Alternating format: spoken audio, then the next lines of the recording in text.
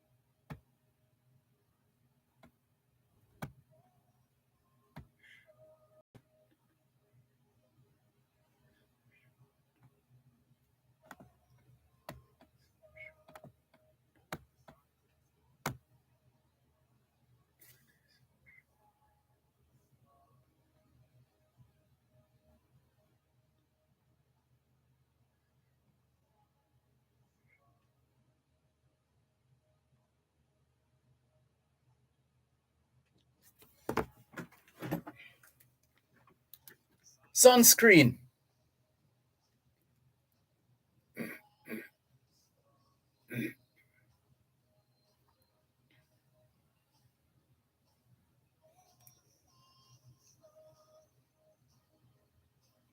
Wear sunscreen.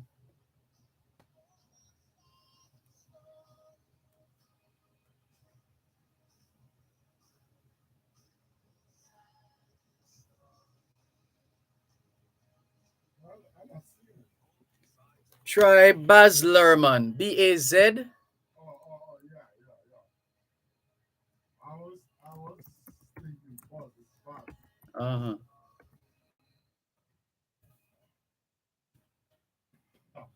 All right, stand by. Hold on, no. We're Huh? that's not Hmm? that's not the version I came in. Oh. No.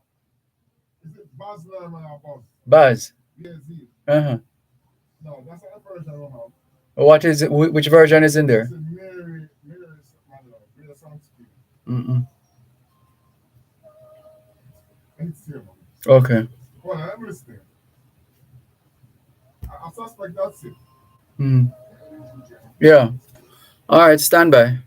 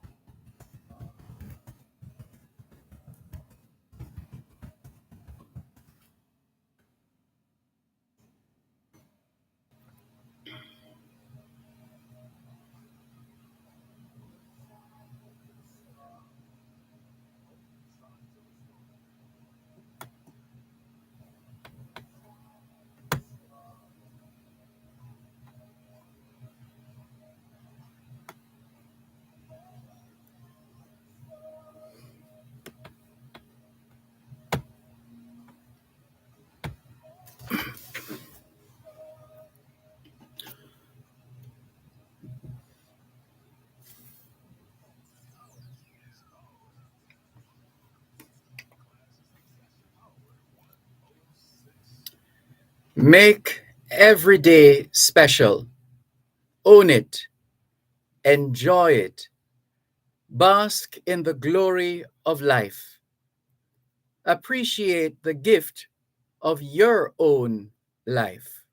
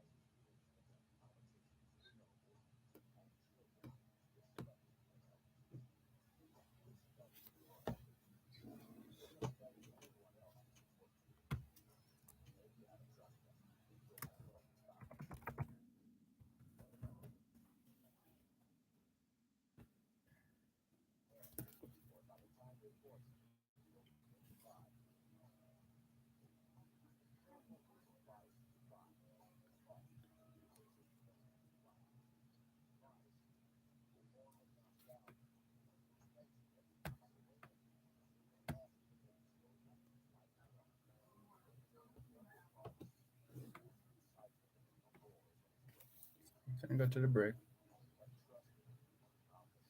Yeah, with 30 Very seconds quick. on it. Yeah.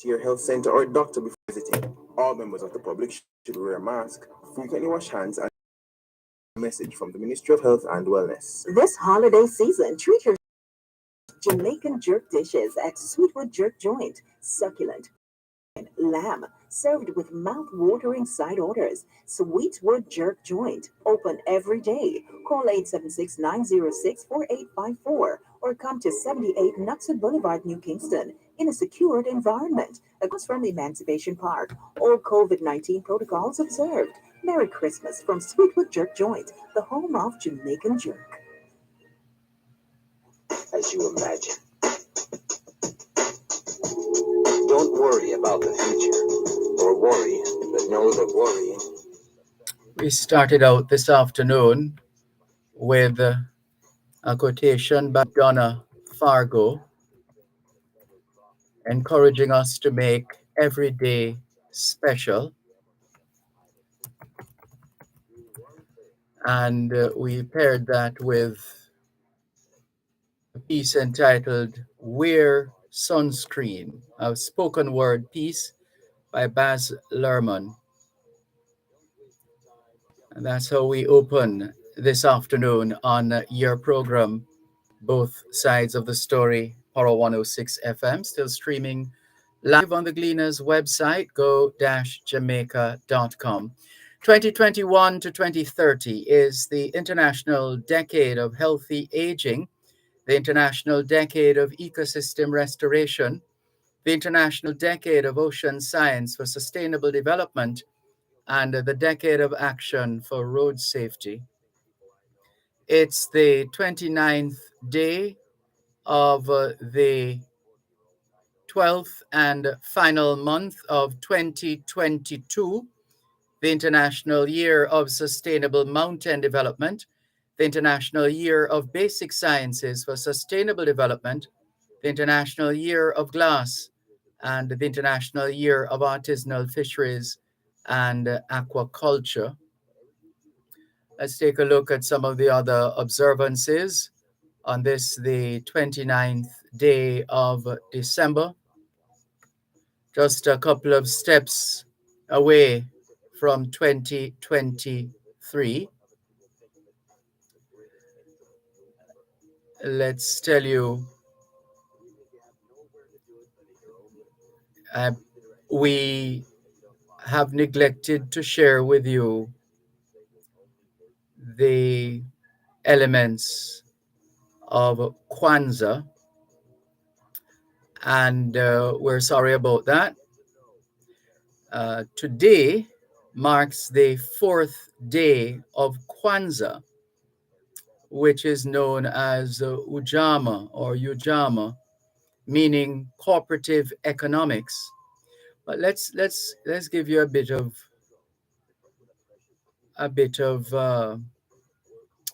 background with respect to Kwanzaa. The first day, let's back up a bit.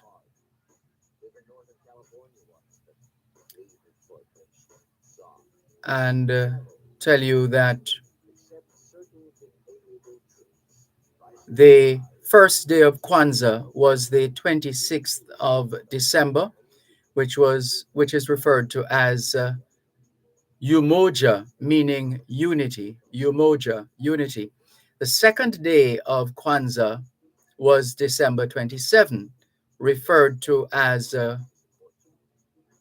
Kuji Chagulia, Kuji Chagulia, which means self-determination. The third day of Kwanzaa, yesterday, December 28, is Ujima or Ujima, meaning collective work and responsibility, which brings us to today, the 29th day of December, which, as we mentioned earlier, is Ujama or Ujama, Ujamaa, which means cooperative economics. So it's the fourth day of Kwanzaa, which is known as Ujama or Ujama, meaning cooperative economics. On the fourth day of Kwanzaa, the black candle is lit at first, then the utmost left red one, then the farthest right green one, and at last the next red candle placed at the left-hand side of the black one is lit. It represents the fourth principle, which is discussed with the present members. The unity cup is shared and the candles are turned off. So we hope we have made up for not sharing that with you over the last 4 days. But today, day 4 of Kwanzaa, the 29th of December, is Ujama, Ujamaa, which represents cooperative economics. That's what it's about. Hoy es jueves, el 29 de diciembre 2022. Y les saludamos en cualquier parte del mundo que nos están escuchando en este momento. Estamos muy agradecidos por el don de la vida y el privilegio de servirles en otra edición de su programa, Both Sides of the Story, ambos lados de la historia. Nunca vamos a tomar su audiencia por sentado, porque sabemos que ustedes tienen otras opciones, y esta es la razón por la cual jamás olvidamos darle las gracias por elegir Both Sides of the Story, ambos lados de la historia, de lunes a viernes desde las 2 hasta las 5 de la tarde, aquí en Power 106 FM. La misión continúa para educar, capacitar, iluminar y estimular el espíritu empresarial. Bienvenidos. Some of the most interesting 40-year-olds I know still don't get plenty of calcium. C'est jeudi le 29 décembre 2022 et nous vous saluons tous qui nous écoutez où que vous soyez dans le monde. Nous sommes reconnaissants du don de la vie ainsi que du privilège d'être à votre service par une nouvelle édition de votre programme Both Sides of the Story, le pour et le contre. Nous ne considérons pas votre fidélité comme l'un de soi parce que nous savons que vous avez l'embarras du choix. C'est pourquoi nous n'oublions jamais de vous remercier de choisir d'écouter Both Sides of the Story, le pour et le contre, du lundi au vendredi de 2h à 5h de l'après-midi sur notre antenne Power 106 FM. Nous continuons notre mission d'éduquer, d'habiliter, d'éclairer et d'encourager l'esprit d'entreprise. Bienvenue.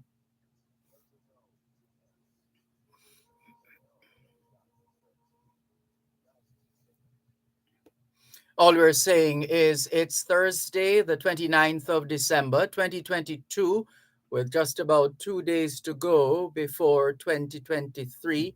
And we greet you well, wherever in the world you are listening to us right now. We remain eternally grateful for the gift of life and the privilege to serve you on yet another edition of your program, Both Sides of the Story.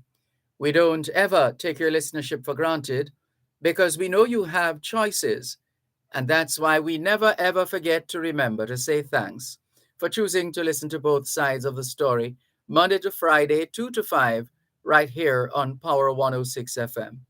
The mission continues to educate, empower, enlighten, and encourage entrepreneurship. Welcome.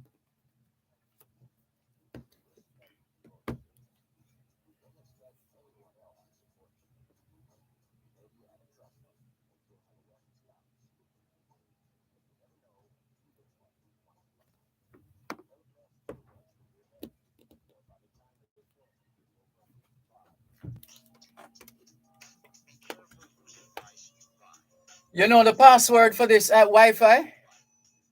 I have a new device, so it does. Capital, King Capital.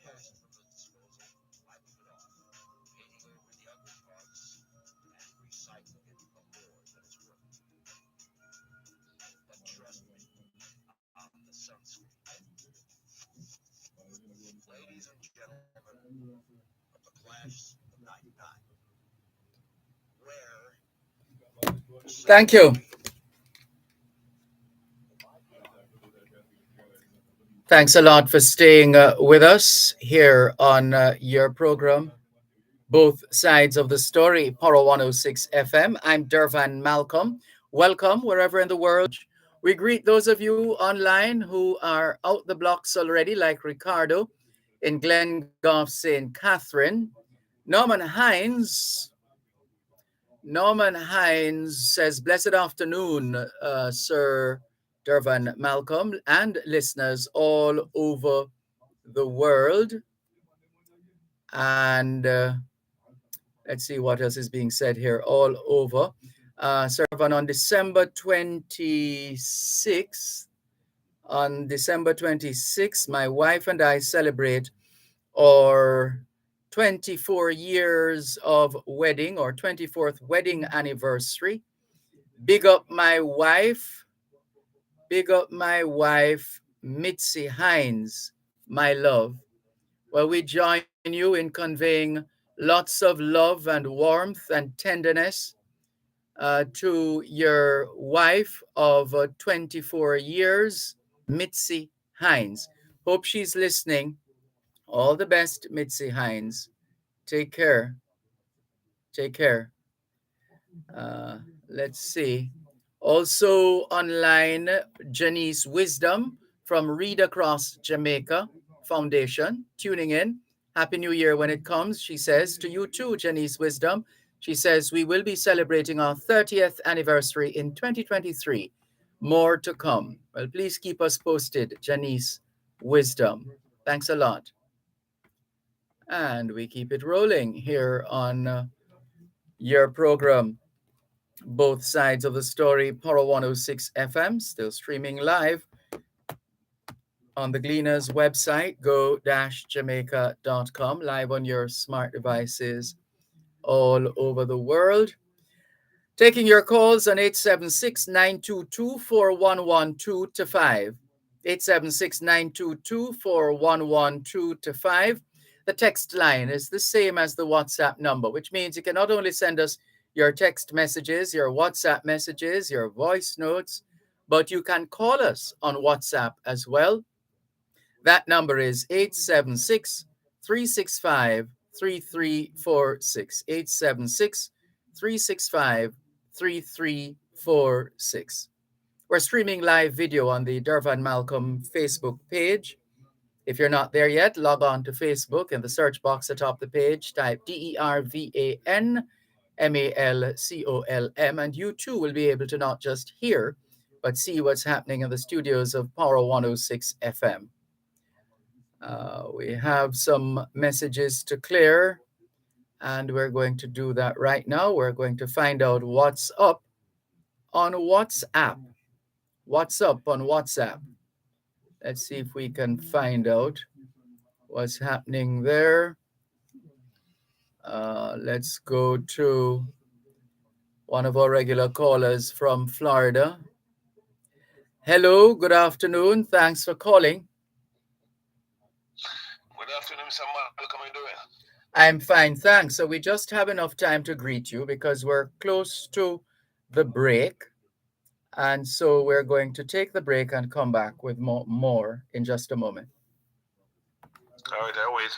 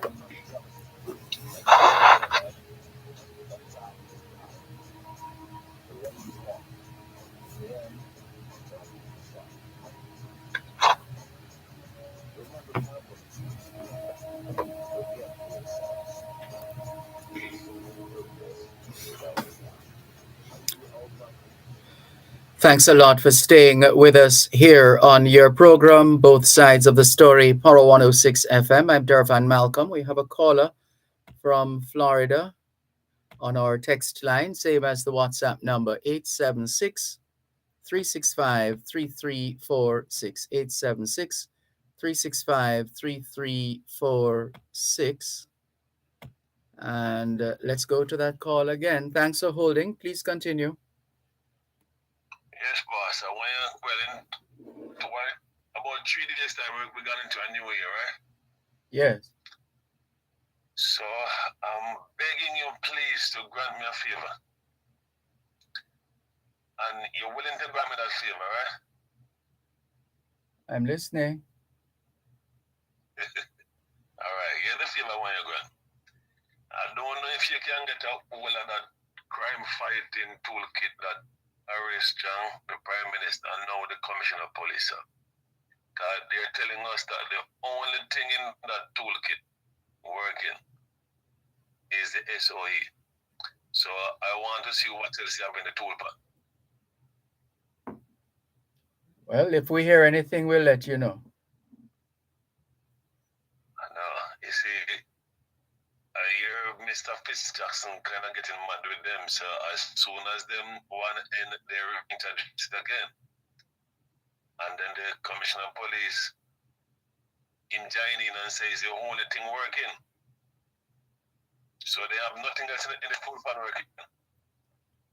Well, they say they have other tools that they're employing and have been employing. But as to... Yeah, but Mr. Malcolm, they keep saying that every time they've introduced that thing.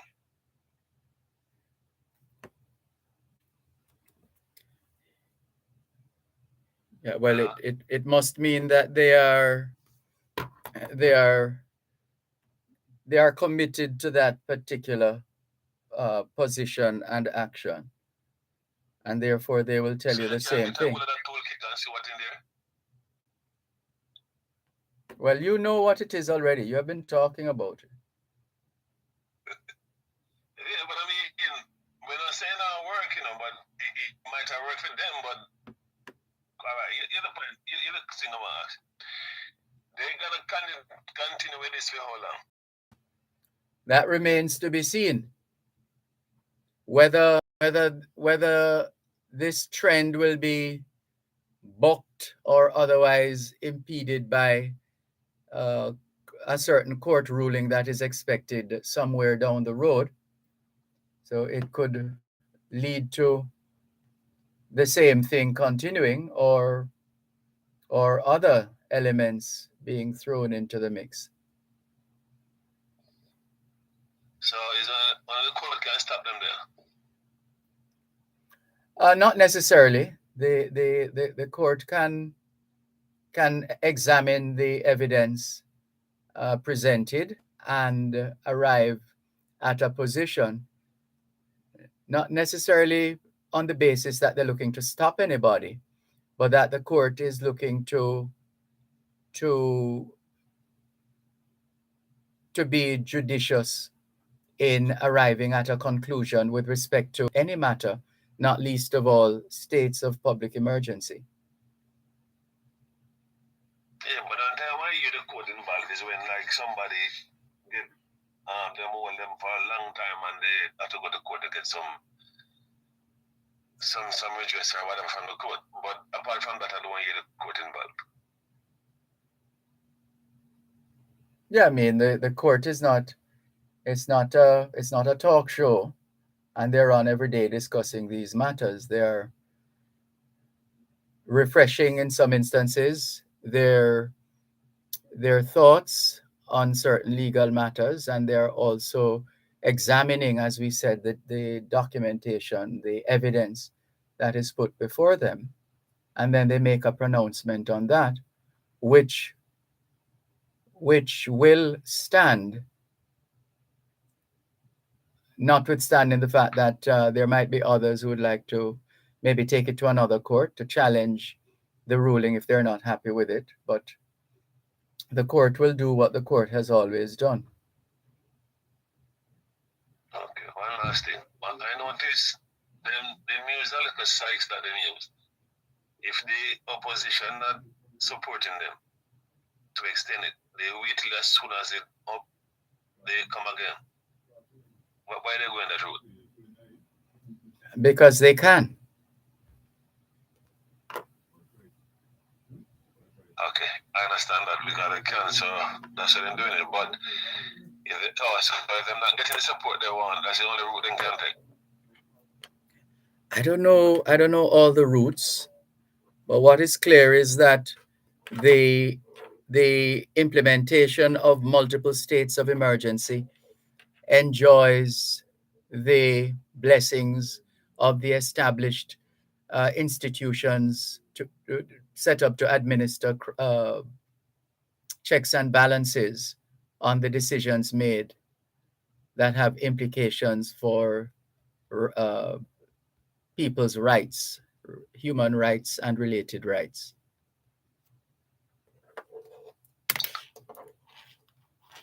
So during the state of emergency, when they hand, they tell you how much of the gangster they take in. Well, I caught a bit of that press conference. Was it yesterday or day before? Yesterday, Wednesday, yes.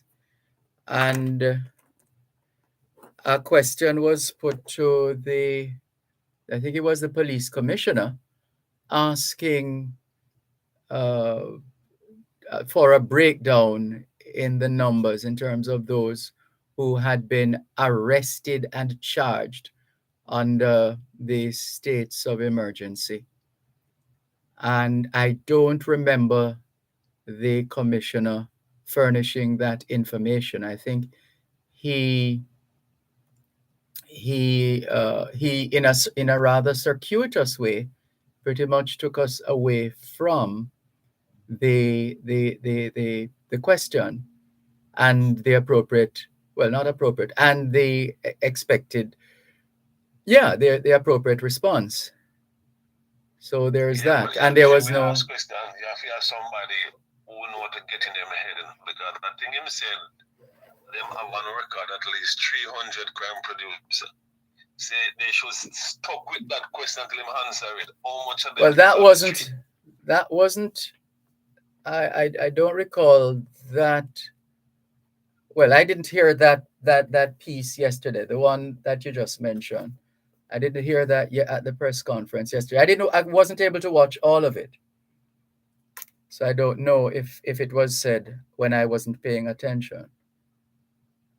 But I know there was a question trying to get information from the police commissioner, trying to see how thorough or detailed they have been in their work to be able to provide certain data to give people a better picture or a clearer picture of the impact or lack thereof of the states of emergency. If I read Mr. Chang right, when I hear him on the news that this is not about taking away people rights, or it's for law-abiding citizens to feel safe. So that means the guy that is giving trouble, they're the one they targeting, but they can come clear to tell you how much they take off the street. Because people are saying that when that thing come out the state of emergency, the guy they migrate to the parish, and soon as they it up, they come back. Well, what is clear is that the scientific, meticulous, and design-oriented data gathering and analyses are critical in this day and age, so that people are able to be convinced in some instances that the information being disseminated publicly by the commissioner or the minister or even the prime minister, that the information is actually plausible or evidently so. Without that, then we're asking people, the population in general, to trust people who they already don't trust in the dissemination of information. And so there are those elements. So When they decide and decide so to do, that's purely up to the people. okay, one last thing before I go. Come New Year, they have to change that plan. That only thing they have working on coming up better than. Well, you might want to get in that letter before the New Year celebrations, lest it gets caught up in other. I need to be at the next press conference and get into their head.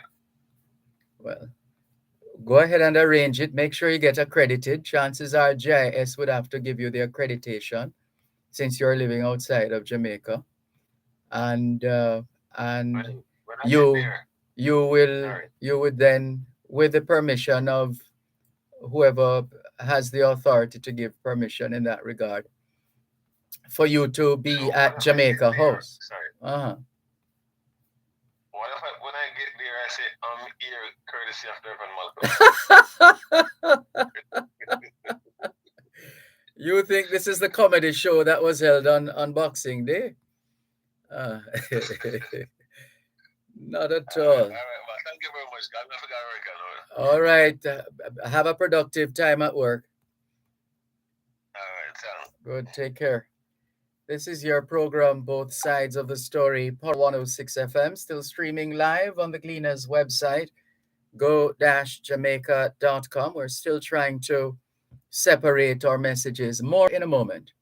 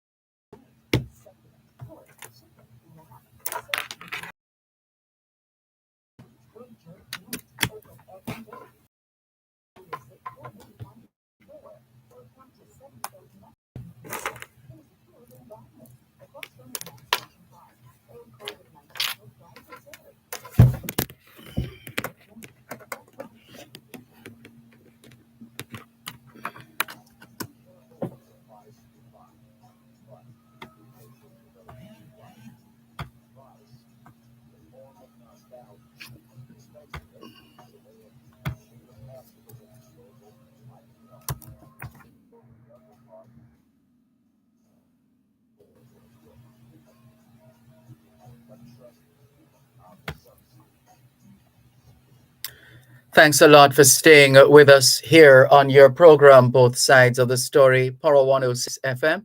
To the phone lines, 876-922-4112 to 5, 876-922-4112 to 5.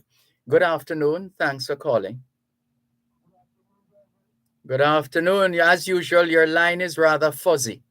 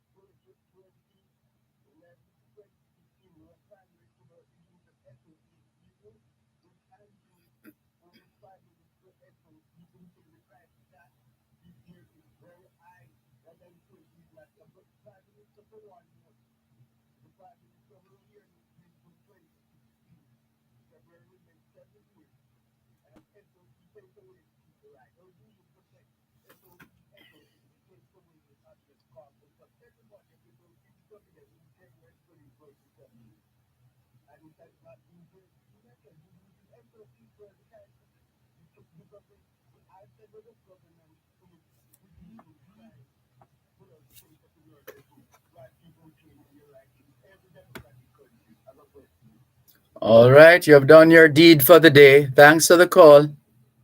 Thank you. This is your program, Both Sides of the Story, Power 106 FM. Let's clear, there are a couple of stories, just in case you missed them. Number one, trending in the Gleaners list of stories right now. Honduran fishermen fined, 2 in quarantine due to malaria, which is obviously serious. Apparently, 2 of the 131 Honduran fishermen who were detained on December 11 for illegally fishing in Jamaican waters have contracted malaria and are now in quarantine at a hospital. And they obviously have deliberately stayed away from naming the hospital, lest people decide to panic on learning of which hospital. Although this is Jamaica, chances are people know already which hospital. This development came after crew members were fined by a court last week.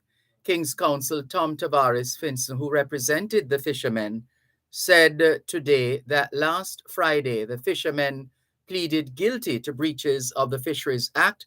6 of the members, who are minors, were admonished and discharged, while the other 125 were fined $5,000 each, or 2 months imprisonment. Is that Jamaican dollars or US dollars? The captain of the vessel, who was charged for damage to the Coast Guard vessel Nanny of the Maroons, was fined $3 million, or 3 months imprisonment. And the story goes on. It's rather lengthy, but you can read it in the online Gleaner. And there's another story of a sporting nature, if you missed it. Pele, the headline says, Pele, Brazil's mighty king of beautiful game, has died. And his timing is impeccable, isn't it? He didn't want to cause any distractions during the World Cup. So he waited, or so it seems, until after the World Cup, just about a week after, to say goodbye. Well played, Pele.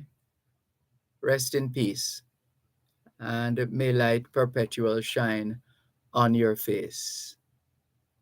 This is the Brazilian king of football, he's described as, who won a record 3 World Cups and became one of the most commanding sports figures of the last century.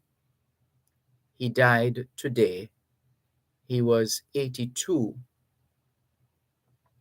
Again, condolences to the family, friends, colleagues, neighbors, well-wishers, fans of the late Pele. And further to a couple of questions and comments made a short while ago, there's a story the Gleaner tells us it published 57 minutes ago, and that headline is Opposition to Pursue Court Declaration on SOEs. It's a reminder of the Portmore Causeway and the toll road, converting it into a toll road. And I think it was the same People's National Party who took the government to court on that score. So here's another one. The opposition People's National Party, PNP, says it will be going to court to seek a declaration on the government's use of back-to-back states of public emergency, SOEs. President Mark Golding says do they say president in the PNP or comrade leader or something like that? President, comrade leader. All right. Or well, the story says President Mark Golding says the party has sought and now received legal advice on the 2 most recent SOEs that were declared on December 6 and December 28. Mr. Golding is arguing that there is nothing to suggest that these 2 SOEs were declared as a result of changed circumstances after the SOE in November failed to get the required 2/3 support of the Senate in November. The opposition is against the SOEs. These 2 recent SOEs are clearly an attempt to circumvent the limits that the Constitution intended to place on the Prime Minister's powers, asserted Mr. Golding in a statement today. Based on advice received, I believe that it is likely that the court would declare this recent practice to be unconstitutional. We will therefore be seeking the court's guidance on this. It is a matter of fundamental constitutional importance and needs to be resolved once and for all. This Prime Minister needs to be taught to live within the rule of law, Mr. Golding continued. Meanwhile, the opposition leader said that he's open to having discussions with the government on the country's security. At a press conference yesterday to announce the SOEs, Prime Minister Andrew Holness said he would be using the Vale Royal talks to engage the opposition on the issue. Here we go again. So those are just a couple of the stories. What is this now? This is another tragedy. 3-year-old boy killed by metal gate in Westmoreland. Oh dear. And you should see the promise in the eyes of this 3-year-old. Full of promise. A family has been left devastated after a 3-year-old boy died in Westmoreland on Wednesday after a metal gate fell on him. Jeez. The child has been identified as Liam Williams. It's reported that the boy, his brother, and a cousin were playing. You see, this is the thing. Children play, which is why we want them to play. And they must. Well, this is so tragic at a time such as this, at any time for that matter. So they were playing a game of football at their family home in Newmarket Oval, Savannah Lamar, when the ball left the yard and went outside onto the road. It is further reported they went to get the ball, and one of the children reportedly slammed the gate, which came crashing down. Oh my God. Oh dear. He was rushed to hospital where he died while being treated. Please, can we look out for the children, please? We tend to call them little people and look down on them literally and figuratively, but these are important people. This is the future we're talking about. We can't be decimating our numbers when it comes on to the future in the ways that we have been doing and expect to have a successful nation. Here we go again. 2 shot in Bull Bay drive-by. And the other one, oh dear, gets worse. Let's take them one at a time. 2 men were shot in a drive-by along the Bull Bay Main Road in St. Andrew this morning. The attack occurred around 6:45. The men, who are both construction workers, are in hospital. One is said to be in stable condition, while the condition of the other is not known. Police sources say one of the men was shot and his attackers then drove off. What a... Oh boy. Condolences there again. And here's another. Soldier accidentally shoots himself at checkpoint. What is this? From one thing to another. A Jamaica Defense Force JDF soldier is in hospital after shooting himself in his foot while inside a tent at a checkpoint located on Maho Drive in St. Andrew. The incident happened about 4 o'clock this morning. Senior Superintendent Kirk Ricketts, commander of the St. Andrew South Police Division, confirmed that his service weapon was discharged and that the JDF member was shot in the region of his ankle. He was rushed to hospital by the police. Ricketts said the last update he received was that the JDF private was in stable condition. And finally, and sadly, for now, protocol expert Merrick Needham has died. I'll always remember one Saturday morning, I was reading the news on Poro 106 FM, and very sure of myself in that regard, came upon a word, Puisne. Puisne.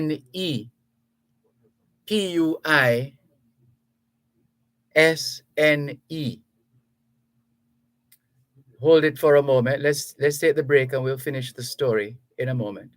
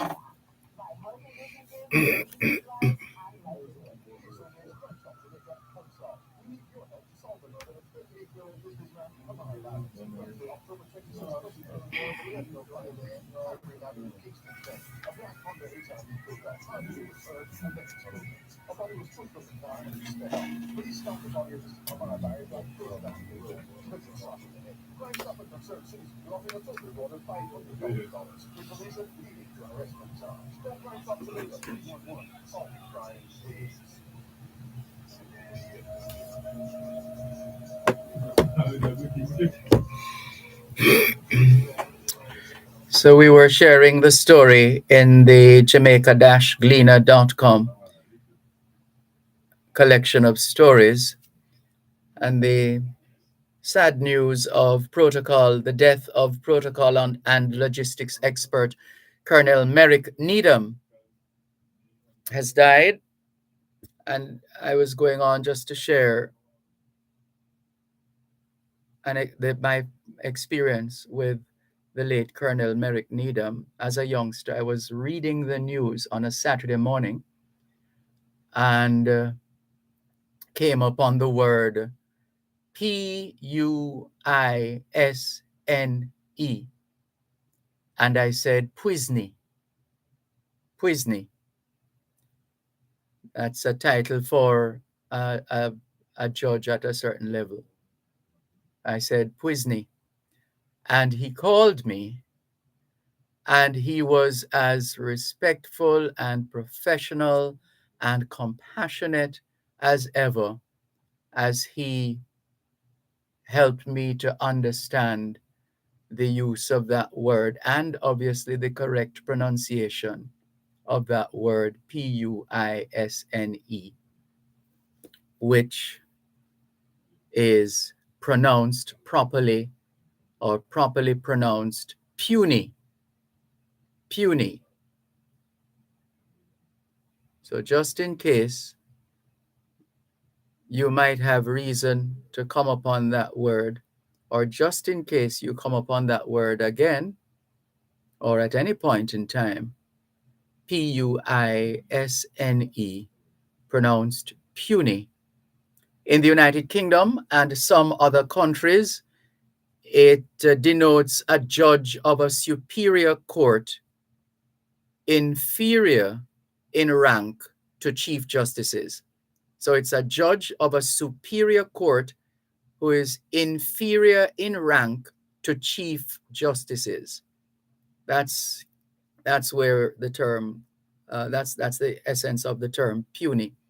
So I learned that lesson from the late Colonel Merrick Needham, and I've had reason to exchange words with him over time, and he has been most gracious in his comments, and we're happy to have learned, if even a word, from the late, great Merrick Needham, Colonel Needham. So Colonel, if you're just joining us, we're talking about protocol and logistics expert, Colonel Merrick Needham, the late Colonel Merrick Needham.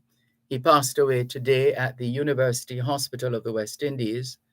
In 2018, he created history when he became the first Jamaican to receive an honorary commission from the Jamaica Defense Force, JDF. He was recognized by the JDF for his participation in numerous military activities and support for decades. Merrick Needham, 89, who held numerous honors, including the Order of Distinction Commander class, was a key figure at national events. And so we say, rest in peace. Rest in peace, Merrick Needham, and condolences to his family, friends, colleagues, neighbors, well-wishers. Condolences. And let's make the most, continue to make the most of life while we have it, because it's not guaranteed to any of us. And let us share our knowledge, wisdom, and understanding to those with whom we cross paths, so that we would have left them better than we found them. So let's continue. It's no use having all that knowledge, information, wisdom, and keeping it to ourselves. We must share it and ensure that we continue to build on whatever strides we have already made in terms of institutional knowledge and the choice we make to either share. We see it from time to time. It happens. Someone is hired and the person is new to the organization, and there is someone who has institutional knowledge who has been at the organization for many, many years, and that person feels threatened by this new, or they like to refer to the person as a newbie. And some people take offense when they have to take instructions from a so-called newbie. No, we have to shed that kind of vestige. That doesn't serve us well. Merrick Needham shared his knowledge on logistics and protocol and related matters. And the rest of us must follow suit. Let's share. Isn't it better to share and to die knowing that we shared, rather than keeping everything to ourselves and not expanding our knowledge base? Well done, thou good and faithful servant, Colonel Merrick Needham. May his soul rest in peace and light perpetual shine on his face. Thank you very much for your faithfulness, your listeners tuned in to both sides of the story here on Power 106 FM. Good afternoon to Jennifer Stewart from Q Road in Kencott, East Central St. Andrew. Good to have you on board, Jennifer. Good afternoon to you. Faye Weller says, good afternoon, Mr. Dervan and listeners. Happy New Year when it comes. Same to you, Faye Weller. Aston Matafa Jones says, peace be your journey. Pele, we join you in that. Aston Matafa Jones. Velta Wilson, good afternoon to you too. Thank you for tuning in and all the very best. A friend of mine has just been made King's Counsel in his law firm. I'll definitely have to drop that in our conversation, says Aston Matafa Jones. Well, by all means, why not? Thank you very much for your comments. Over on YouTube, Ras Asta Black says, R.I.P. Pele. Owain Dilworth says, condolences to the family of Pele. The sport of football has lost a great icon. Rose's Kitchen and Natural Juices in London, sending afternoon greetings. Thank you. and condolences to the family. RIP, says this message. Natalie Winter says, hey, Dervan, good afternoon. All pleasant viewing from Washington Gardens, Kingston 20, Jamaica. And Devon White says, we need to find as many ways to control the crime problem. Does the PNP care about the spiraling crime rate, or are they just playing politics? Asks Devon White. It would be quite foolish to do that, Devon White. We would like to think that the leadership of the People's National Party is wiser than that. Well, thank you for your message. Here is Neville, otherwise known as Salah, calling through on our text line, same as the WhatsApp number, 876-365-3346. Good afternoon, Salah. Thanks for calling.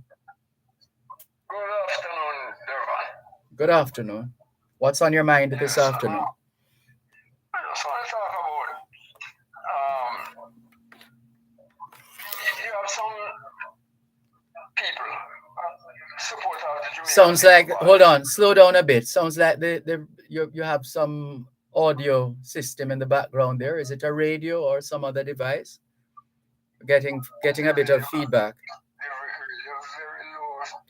Well, turn it off Still then, on? please. But go ahead. Please go ahead. Yes. Those that people who support the Jamaica Labour Party, if you listen to them all the while hearing them saying that the JLP is going to be in power for many, many years to come. Yeah, well, And they are, people do that all the time.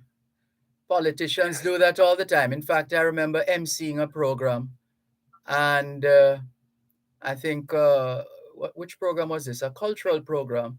And Olivia Babsy Grange, the minister, it was at the airport, Norman Mann International Airport. They were commemorating the Windrush generation. And she jokingly said something to the effect, and it will be a long time before so and so and so. So it's something that politicians and party supporters do. yes, but see what some of them don't really understand. With the PNP, they came in, they're using this, narrative as dividing the PNP. Who is doing that? The PNP is so divided. No, but hold on there. Hold on. You can't afford for anybody in the JLP to be so powerful that they can divide your United People's National Party. How can that be possible? No, I'm not saying that they are doing it. What they are saying that the PNP is divided. So therefore, because the party divided. Do you agree? Do you agree that the party is divided? That's what the JLP is saying. But I'm asking you. Yes. What do you think? If the party divided? Yes, the current People's National Party. I don't think the party divided. You have some vagabond who switch, and they still holding it. Come on, be kind. Be kind. Be kind, please. Yes, But people, nothing is wrong with switching. People, Madame Rose Leon switched. I think the great Robert Lightburn switched. Carl Samuda switched. There's nothing inherently wrong with switching. I don't have a problem with them switching, But what they need to do is to back off. Don't pretending to be the comrade when they are not. Who is because it seems they're out there. A lot of them seem as if they're getting some kind of support, some kind of thing passing under the table to them. So they're pretending to be comrade when they are really supporters of the JLP. They were comrade. Sounds like you have been doing some serious some serious analysis and digging to find out who is doing what. Sounds like you have evidence. I follow them. And they're out there on Facebook every day. And they because, listen, Comrade will never switch.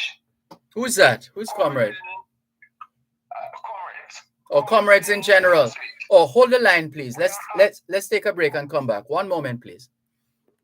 Okay.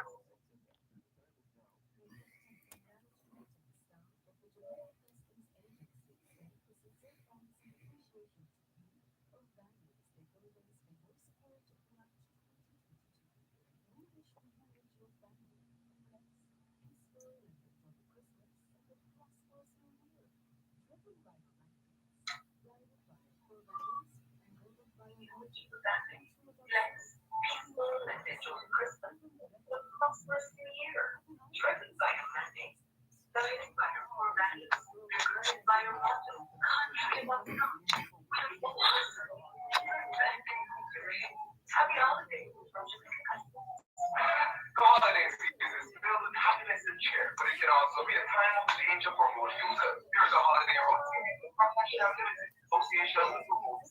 Buckle up. Wearing your seatbelt dramatically reduces your risk of death or serious injury. Ensure that all children are strapped in appropriate child restraint. Safety restraint systems save lives.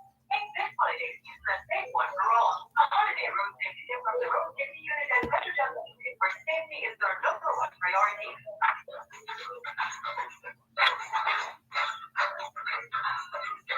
For 50 years, our law has tested the know your rights and how ultimately protect the rights of those rights. Brother Cross U.S. is the National Agricultural Restrictions. Grow smart, eat smart. Also, by 5 a.m. That's 4 minutes. Thanks a lot for staying with us here on your program, Both Sides of the Story, Power 106 FM. Still streaming live on the Gleaners website, go-jamaica.com, live on your smart devices all over the world. Taking your calls on 876-922-4112-5, 876-922-4112-5. Text line, same as the WhatsApp number, which means you can not only send us your text messages, your WhatsApp messages, your voice notes, but you can call us on WhatsApp as well, 876-365-3346. Thanks for holding, Salah. You were saying? Yes, Dervan. What I'm saying, that real comrade will never switch. We as comrade, we are authentic. So when you hear people like those who coming on every day and talking about the PNP divided and the JLP going to wipe them out the next election, nothing could be further from the truth. The PNP is fully united going forward. And the JLP is not going to be able to hold on to power further than well, come February, when the local government election call, we're going to send the JLP a strong message going forward into the general election. And here we go. We're going to pressure them so much that they will have to shorten their time. Not waiting on 2024 for the general to call. Because there will be so much pressure on them. People are really suffering under this government, you know.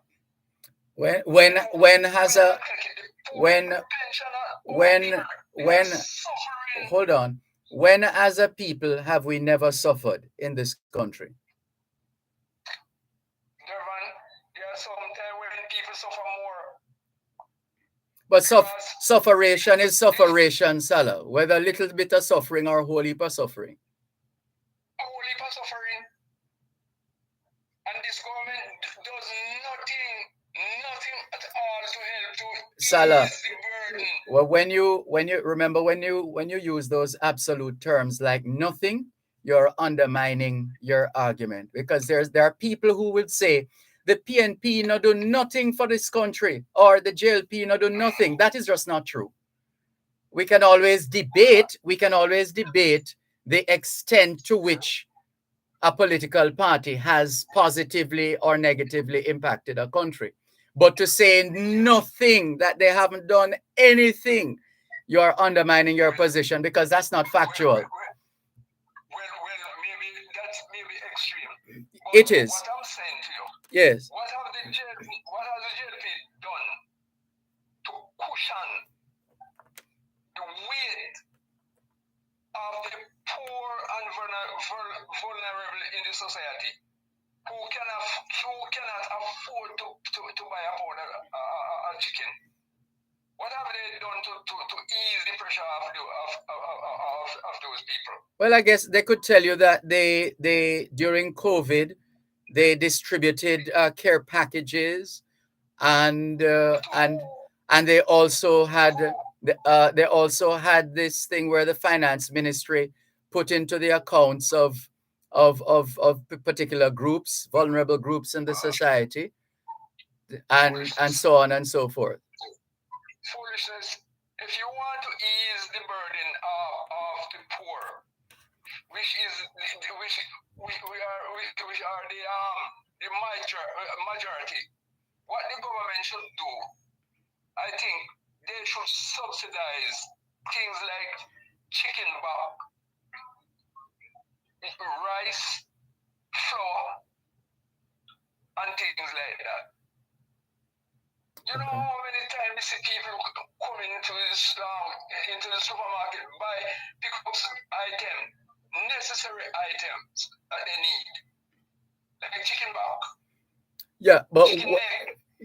But when but again you are correct in because I was in a supermarket when was this, maybe a couple of weeks or so ago, and I saw that right before my very eyes, in terms of a shopper that the bill came up to, must have been 31,000, and she said, "What?"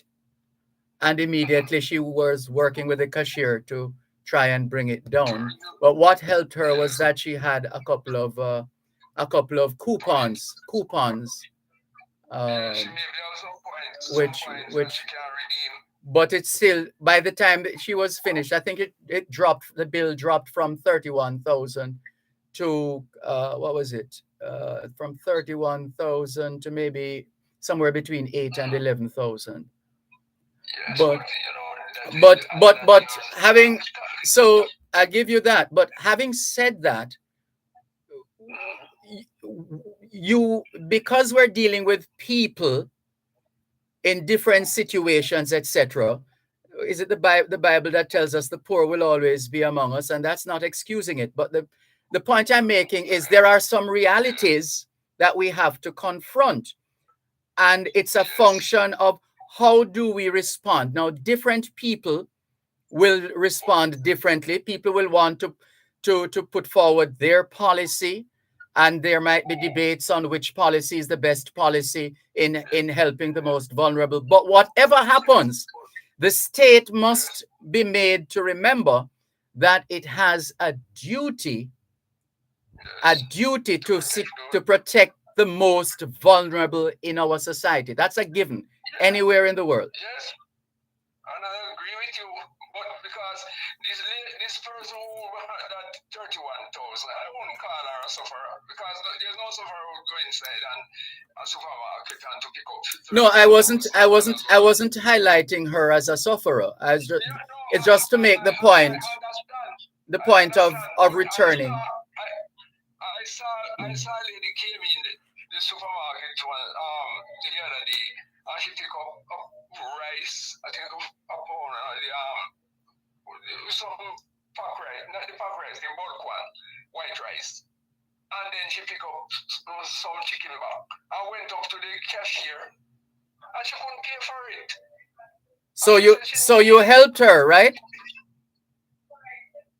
Pardon me? So you stepped in and helped her to pay for it. Yes, I did, because she said she needed it, and I said no, I couldn't allow her to put it back. Okay. Because she you could see somebody who sufferer is a sufferer. And these are the people that the government, and I think a PNP government would do something like this to help these poor people. You hear some foolish argument talking about if they put subsidies on chicken and on chicken back, the richer people go and buy them up. So what? That the only mean you will sell more. So if they want to buy them, it don't really matter. And they find all kind of that how would you manage that though? You subsidize the a portion or a percentage in terms of the cost of the basic food items.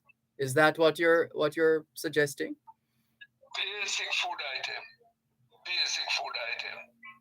And because you have things like the counter flour, the pound rice, and those things those people eat, Trust me. It's not the pop one where you go in there and pick up this expensive papa rice and them things, because they just can't afford it. So they will come and buy the bulk one. Right? So that's where the government should come in and help out these people. But this government don't seem to understand what is really taking place in the society. People are really suffering, and they are suffering more than before, more than ever. And this JP government don't have no regard for the poor. Look at what happened to the poor pensioners. Yeah. Well, I'm sure the JLP and their leader can speak for themselves in terms of, but I'm sure they wouldn't. I'm sure they wouldn't agree with what you just said, because you used another absolute term a while ago, another extreme term. Once you start speaking in extremes, you're undermining your argument. What is extreme? What is extreme about what I said about the poor pensioner? No, but you said use the word. Was it nothing that you used a while ago? Which one of the extreme words did you use? What have they done to help the NIS? Well, if you ask them and those who are authorized to speak on those matters, they will point to things that they have done. You might not agree with the decision. Mr. Samiuda is the Minister of Social Security. Uh-huh. And he has no regard for the pensioner. Not even from what? Well, there you go again. I guarantee you that he can find evidence to show that he has shown regard. When did he come and say anything about the poor NIS pensioners who are getting like $2,000 a month? What can $2,000 a month? Well, we wouldn't want him to come and say that. We would want him to actually do it. No, but he should. And at the same time, what the government does is to use the NIS money, lend it out to. But careful that don't speak about what you don't know in terms of. I'm talking about the investor that they lend the money to. Which matter was that now? That was a female, that one? Or it's something else? I'm trying to figure out which instance you're referring to. Well, it was they're from Mrs. Robinson was minister, right? They loaned millions to these big investors, and all now nothing happened for the poor pensioners. and they are suffering, can't hear anything, not even a dime they can get. Yeah, well, again, that's one of those realities that will be with us for some time to come. The fact that a significant portion of our working class population do not have, they don't earn enough to be able to take care of themselves now and in the future. And therefore, you will find that the state will always have to be picking up that slack. That's not going to change anytime soon. Yes, and they contribute so much. They can the point we're making is they can contribute so much and no more. And what they contribute, they actually, if the government, no, if the Ministry of Labor and Social Security were to give them back their money that they contributed when they get into retirement, then all right. All right, hold on. When we come back, we'll wrap because you've been on a while. We'll wrap when we come back. One moment, please.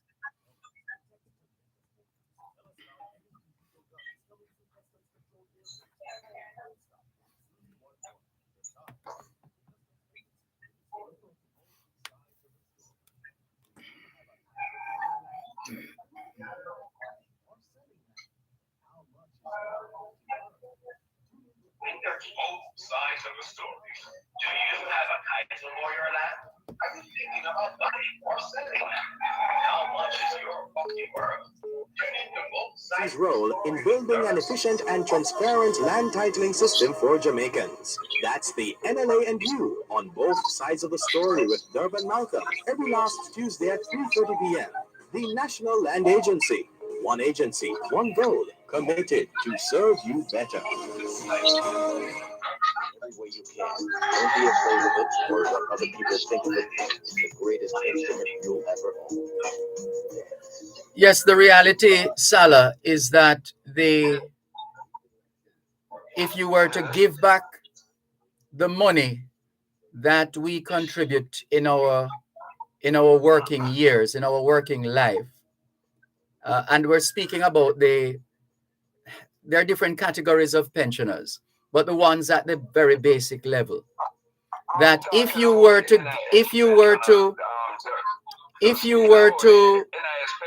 NIS pensioners, yes, if you were having collected from them in their working life, hold on a second, if having collected from them in their working life, if you were to give them back that money, it would be short. It would be short from the standpoint of just originally not being enough that can last you over an extended period of retirement. That was the case in Dervan. What's that? That wasn't the case to give them back. You use their money. No, there's a point that is being made that you are deliberately missing. There's a point that is being made. The point that is being made is that the earnings are fundamentally low. The amount of money that category of people earn, and therefore what they're getting as pension money is not everything that they would have contributed. It would have to have been supplemented in order for them to benefit. But that's the reason why the government use the money to invest, right? And they invest your money. Look how small it is, They take it from them, invest it, so that you can gain a return on it. So they could gain the return to help you throughout your rest of your life. Yeah, the fundamental point is pension money is not bellyful. That's just a fact of life. And it will never be bellyful. Yes, as we said, the state, hold on, as we said, I've given you a lot of time, Salah. I've given you a lot of time. Hold on. just as we have said, that you see, you caused me to lose my train of thought now. You see what you have done? Anyway, let's wrap. Thank you very much, Salah. Let's leave it there for now. All right, Dervan. Blessings and I hope you have a progressive 2023. I hope the same for you and yours. Thank you for the call. Thank you. Thank you. All right, take care. This is your program, Both Sides of the Story, Poro 106 FM, still streaming live on the Gleaners website, go-jamaica.com, live on your smart devices all over the world. Asha Ash says, good afternoon, Mr. Dervan. Condolences to the great Pele, R.I.P. Thank you very much for your message, Asha Ash. And let's clear some of the others that have come in since the last time we checked. Hello to Nicola in Central Jamaica. Good to have you on board as usual. And hello to Eliaja and Olivia. Peter Gracie says, great to see you, Sir Dervan. Great to see you too, Peter Gracie. Thank you very much for making it both sides of the story here on Power 106 FM, still streaming live on the Gleaners website, go-jamaica.com, live on your smart devices all over the world, taking your calls on 876-922-4112-5. Shall we go to the phone lines? All right, let's clear a couple of messages first. Let's go to WhatsApp. Here we go. Right. Oh boy, a lot of messages here on WhatsApp. Where do we start?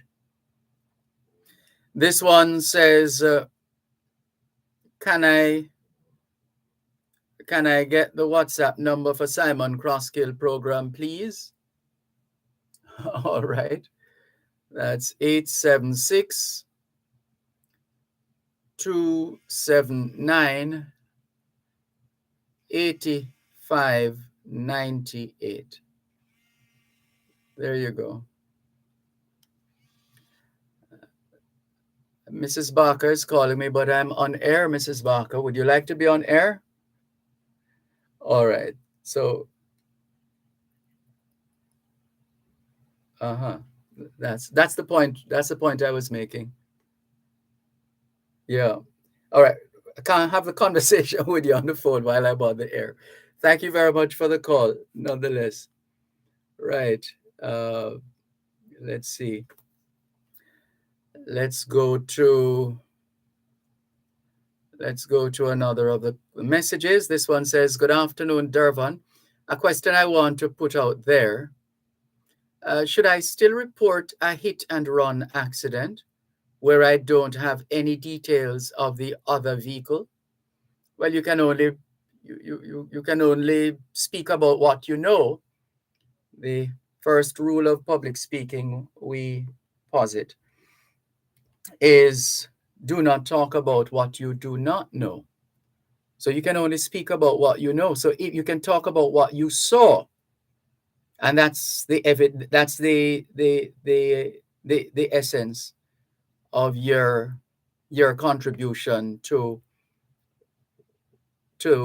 this matter, which would then possibly be a court matter or could become a court matter.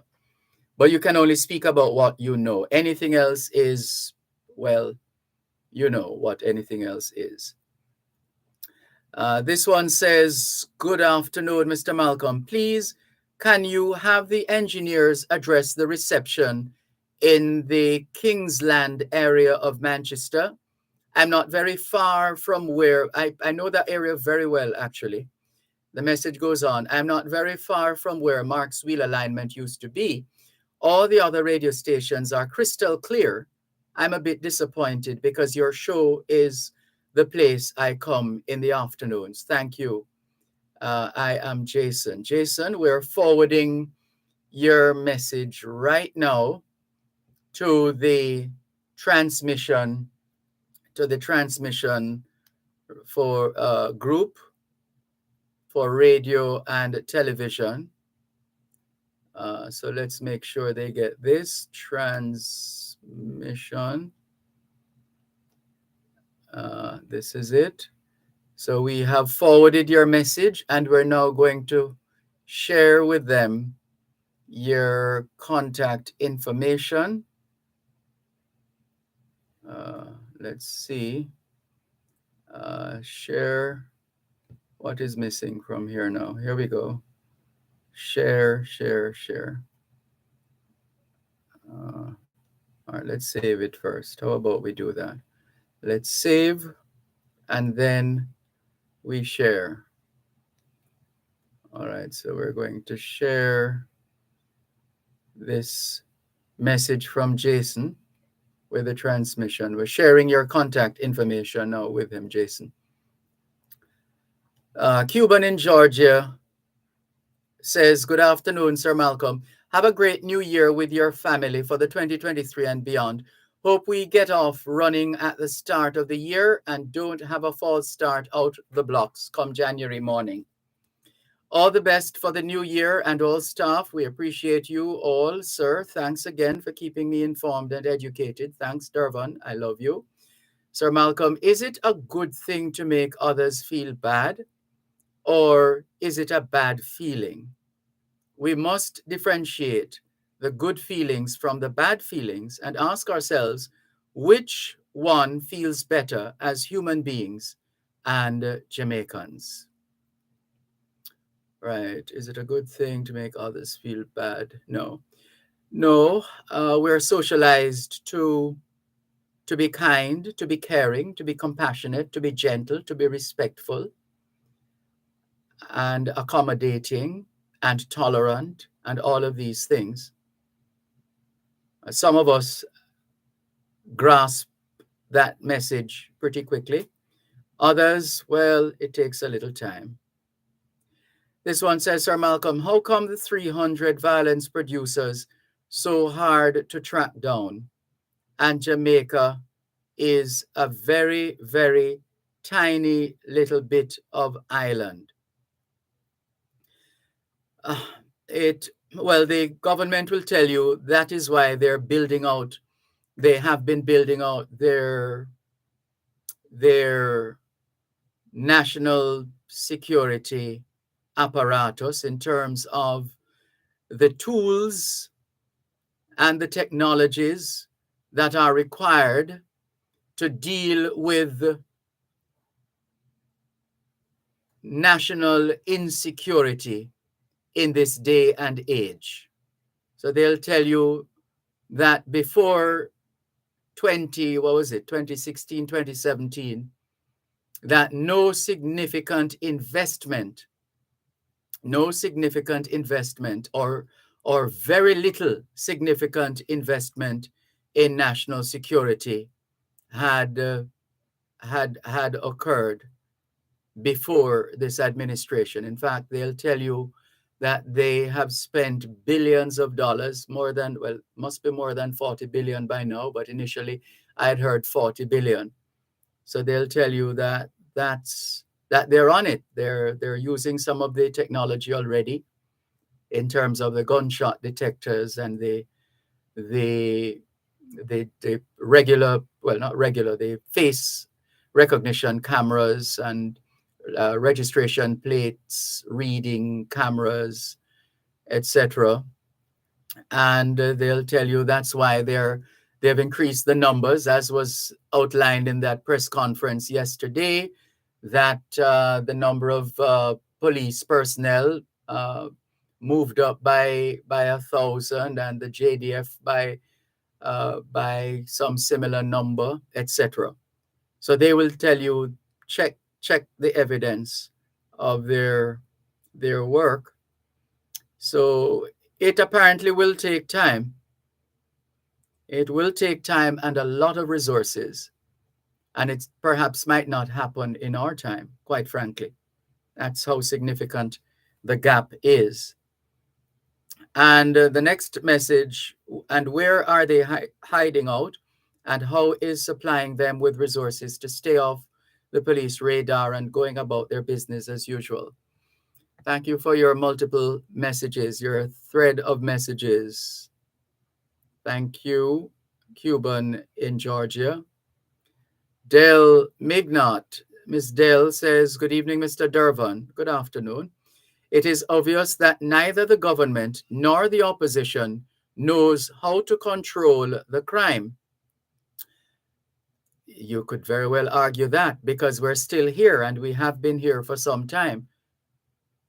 And we have been exposed to the policies of both the People's National Party and the Jamaica Labour Party and one or two third parties, just to mention that. And so you have a point. You make a good point there, Del Mignot, that neither party has been able to demonstrate in any significant, sustainably pertinent way. And in the absence of that, as I used to hear Ronnie Thwaite say, a plague on both your houses. A plague on both your houses. Let's continue reading this message from Del Mignot. Is it not... Oops, more in a moment.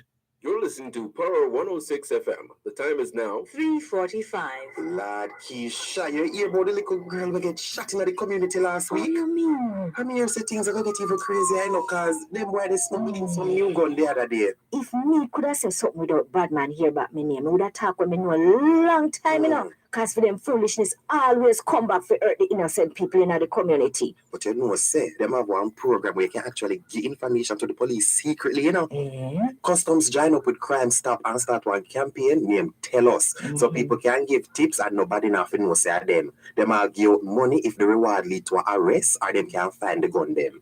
Boy, honestly, me kind of afraid, you know. But things can't continue, so me ready to tell them when me know. You're right. We have to put a stop to it. The Jamaica Customs Agency wants you to tell us what you know. Call Crime Stop at 311 to share information about illegal guns and other contraband coming through our borders. The Jamaica Customs Agency. Country above self. Maybe you'll marry, maybe you Thanks a lot for staying with us here on your program, Both Sides of the Story, Power 106 FM. The rest of Del Mignot's message. Is it not better to use up the SOE than to keep twisting fingers or do nothing at all? The SOE is long time better than doing nothing. Some of us feel a little less afraid now. The only people having a problem with the SOEs are the criminals and the PNP. Well, Del Mignot, this is still a democracy, and people are entitled to their positions and opinions. And remember, we like to say on this program, we're not homogeneous people. We don't all think the same way, act the same way, support the same political party, etc., etc. We have our own thoughts, our own ideas, and opinions, and so it's not a crime if somebody doesn't agree with you or your decision or your policy. It's not a crime. People are free to express themselves in that regard. Such is the nature of a democracy. Roy Lawrence says, greetings to you. All the best for you and the Power family. Have a wonderful new year. Same to you, Roy Lawrence. And let's see. This person says, yes, president of the party. Yeah, because I normally hear them say comrade leader, you know. And let's go down the line here. Carlton says, good day, Mr. Malcolm. Salah is living in the past. This JLP government will be in office for a very long time. Salah is talking pure nonsense. This JLP government is the best government to run this country. Thank you for your message, Carlton. And here's another. Jamaicans have short memories. The PNP served for about 23 years in a row. If they were so great, why are our people still poor? What did they do to prevent the desperation of our people? The government of Singapore have raised the GDP of their people. We are still waiting for a radical change in our economy and a raise in GDP. The PNP and the JLP lack vision and are unable to lift our people out of poverty. This person didn't give us a name. Thank you for your message. Here's one that came to us via the Power 106 FM text line. Greetings.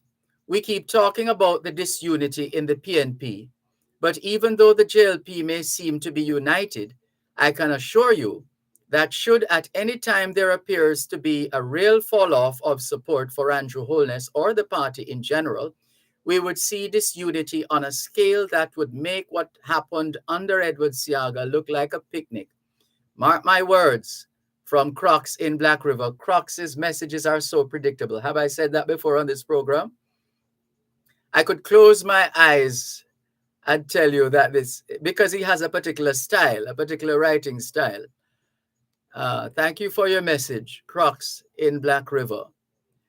And this one says, thank you very much, sir. Oh, for the number, the Power 106 number, WhatsApp number for Simon Crosskill. Yes. All right. And with respect to the transmission, Jason in, where's Jason again? Jason in Mandeville, but more precisely, Kingsland. Kingsland in Mandeville, Manchester. He was telling us that Power 106 FM wasn't coming through clearly.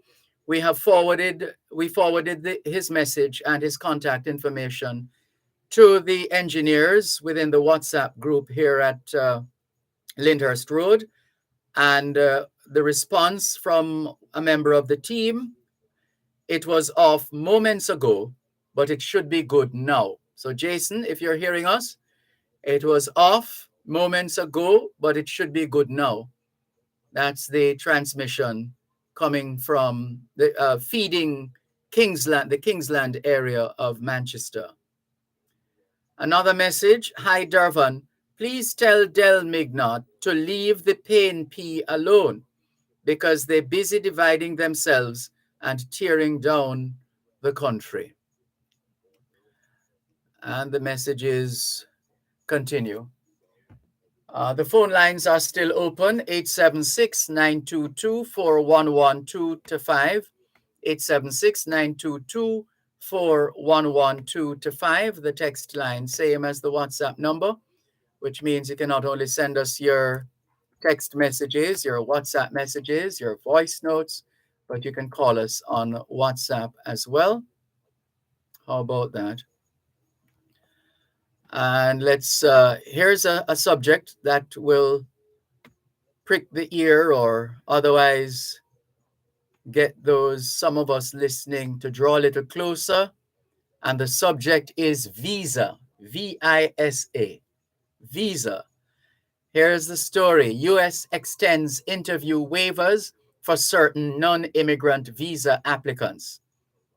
So the story coming out of Washington, D.C., the Biden administration has extended interview waivers for certain non-immigrant visa applicants from the Caribbean and other places.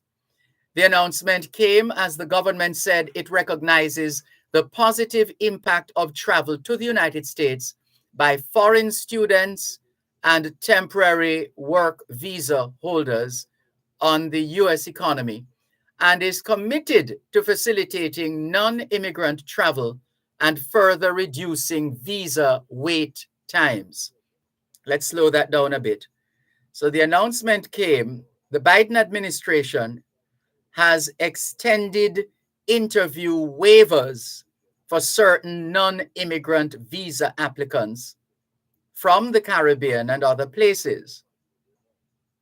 The government says it recognizes. Why is it doing this? It says it recognizes the positive impact of travel to the United States by foreign student and temporary work visa holders, their positive impact on the US economy. And they're committed to facilitating non-immigrant travel and further reducing visa wait times.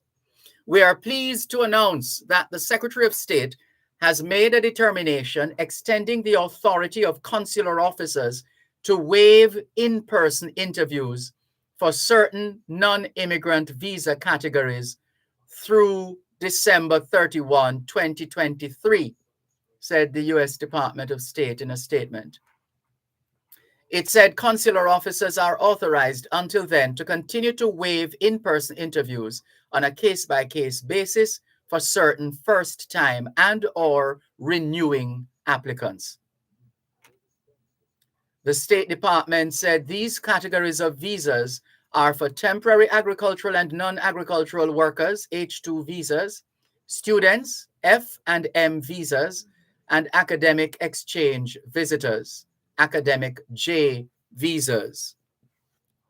The visa waivers are also extended to certain beneficiaries of approved individual petitions for non-immigrant temporary worker visas in the following categories: persons in specialty occupations, H1B visas, trainee or special education visitors, H3 visas, intra-company transferees, L visas, individuals with extraordinary ability or achievement, O visas, athletes, artists, and entertainers,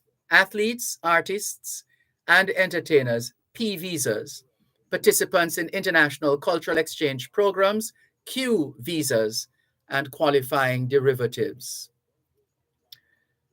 So, the government of the United States of America, having recognized the contribution that certain non-immigrant visa applicants from the Caribbean and other places have been making in the US, they have come to this position.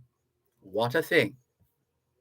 You can read in your own time. It's on the Gleaner's website, Jamaica-Gleaner.com.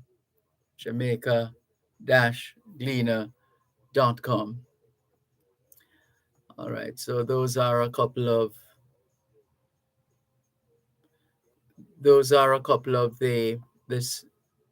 one of the updated stories that we just shared.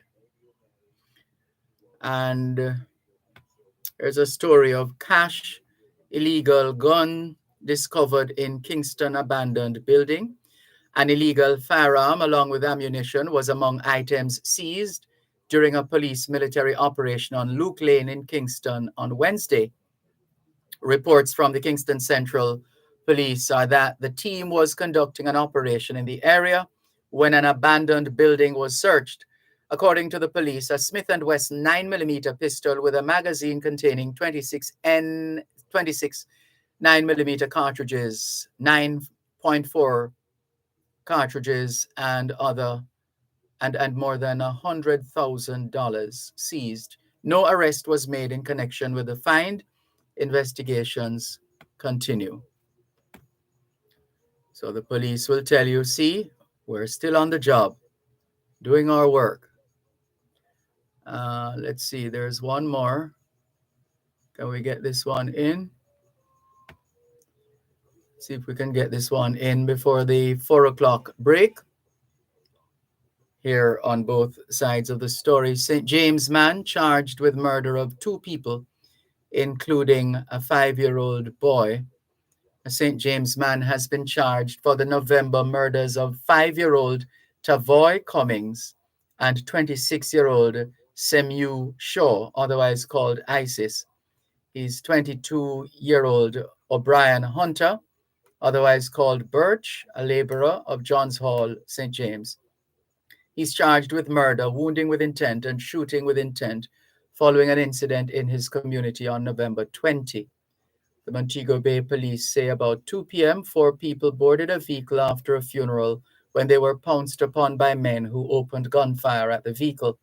When the shooting subsided, Tavoy, Shaw, and another man were seen with gunshot wounds. They were taken to the hospital where Tavoy and Shaw were pronounced dead and the other man treated. Hunter was arrested on December 25 and subsequently charged on Wednesday. So the police are still on the job, I'm sure they'll say. And news coming out of La Paz, Bolivia, Bolivian prosecutors saying opposition leader is a flight risk. Prosecutors in Bolivia today called on Luis Fernando Camacho, the country's main opposition leader, to be remanded in custody for 6 months in prison while he faces terrorism charges. One moment, please. You're listening to Power 106 FM. The time is now 4 o'clock. Benefits of sunscreen have been proved by scientists, whereas the rest of my advice has no basis or reliance. Que hora es en español? Son las cuatro. Quelle heure est-il en français? Les 4 heures. 现在几点了？4点。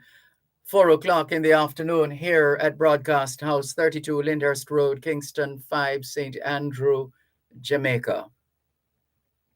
Have you had a checkup lately? If not, now is a good time. Let's not wait till we get sick to get a checkup. How about that? Checking in with more on your program, both sides of the story, Power 106 FM. And let's just get back to this story coming out of La Paz, Bolivia. Prosecutors in Bolivia today called for Luis Fernando Camacho, the country's main opposition leader, to be remanded in custody for 6 months in prison while he faces terrorism charges. Camacho, who is also the governor of the Santa Cruz region, was detained Wednesday, sparking a night of clashes between Camacho supporters and law enforcement officials as protesters torched several public buildings and vehicles. Some roadblocks set up by Camacho allies in Santa Cruz continued to be in place today, Thursday, amid widespread uncertainty in the region over what would become of the opposition leader. Camacho spent the night in a cell in a police station in the capital of La Paz, where he was detained. Authorities have said Camacho took part in a coup when he helped lead mass protests in 2019 that eventually led to the resignation of then President Evo Morales following elections that the Organization of American States said were marred by fraud. Keep the messages coming in, and that's, I think we'll leave the stories there for now, the trending stories. And Nicola, somewhere in central Jamaica, was asking us, where is it? There's a benefit performance for Bethabra Primary School, and the production is Ex-Baby Mother, starring Delcita, and that is on tonight. Why are you just sending us this information earlier today, Nicola? How come? Anyway, so this happens at Bel Air School in Mandeville, Manchester, at 7 o'clock this evening. One Dega show. 7 o'clock this evening at Bel Air School. Ticket outlets: Mayday High, Bethabra, PTA, Fontana, and Three Angels Pharmacy. Pre-sold tickets, $2,000 at the gate, $2,005.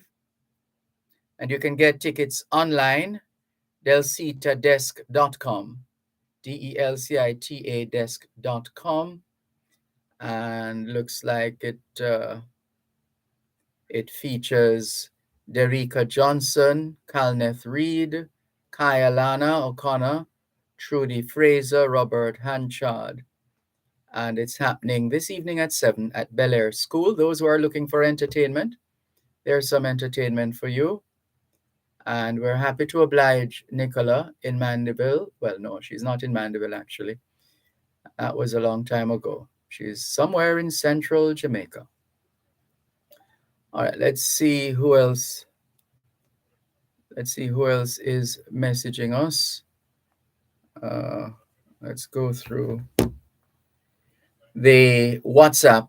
Let's look at the WhatsApp messages now. This one it came in via the Power 106 WhatsApp and a text line to our Power 106 FM assigned cell phone. So it says here,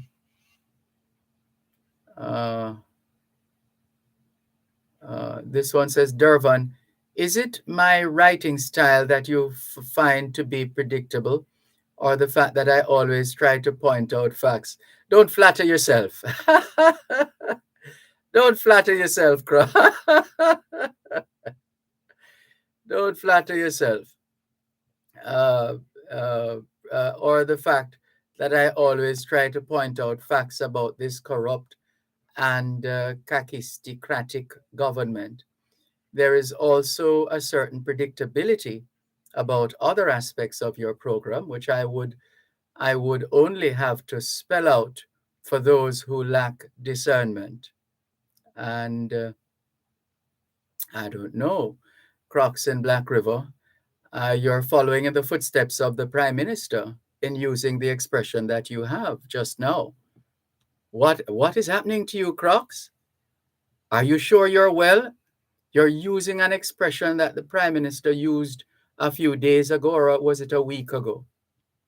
Crocs, you need to get checked. Something terrible has happened to you. Anyway, it's all good. Thank you for your message, Crocs.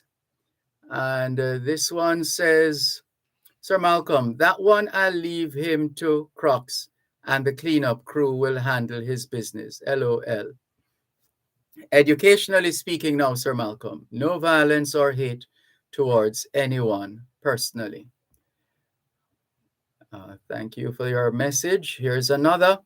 Good afternoon, Mr. Malcolm. Greetings to you. Listening to your caller about help for the poor, I have called you before on this topic, and Ronnie on Power 106. You and him told me the government have no money to give seniors. I live in a country where if seniors are on OAs and the amount he or she receive is below poverty line, where you can apply for supplement to bring you up. I'm sorry, help. HELP, help. Can you reread this message? Read it aloud and listen to how it sounds coming out, and see where you have one or two or more pitfalls, for want of a better term. Sorry about that. It just seems a little jumbled and perhaps rushed. Maybe you're rushing to get the message to us that we're not getting it. GBO says,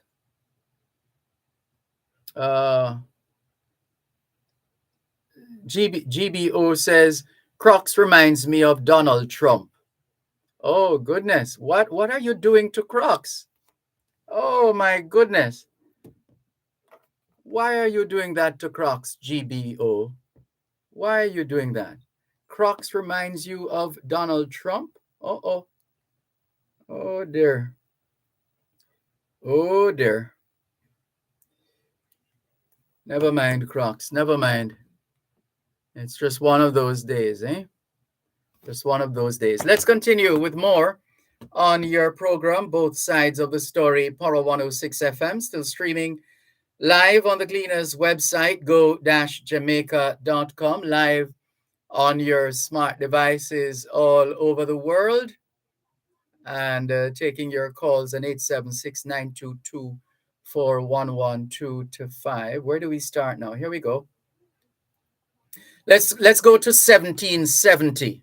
1770. Trelawney was formed by an act of the Assembly of Jamaica in 1770. And Sir William Trelawney, the then governor, signed the momentous act on this day, December 29, 1770. To demonstrate their gratitude, the parishioners named Trelawney after the governor, as they had been lobbying the assembly for their own parish since the early part of the 18th century, and the governor's backing was instrumental in their achieving success. The E that is missing from the name of the parish was an error on the part of the eager parishioners that has never been corrected. So, Sir William Trelawney's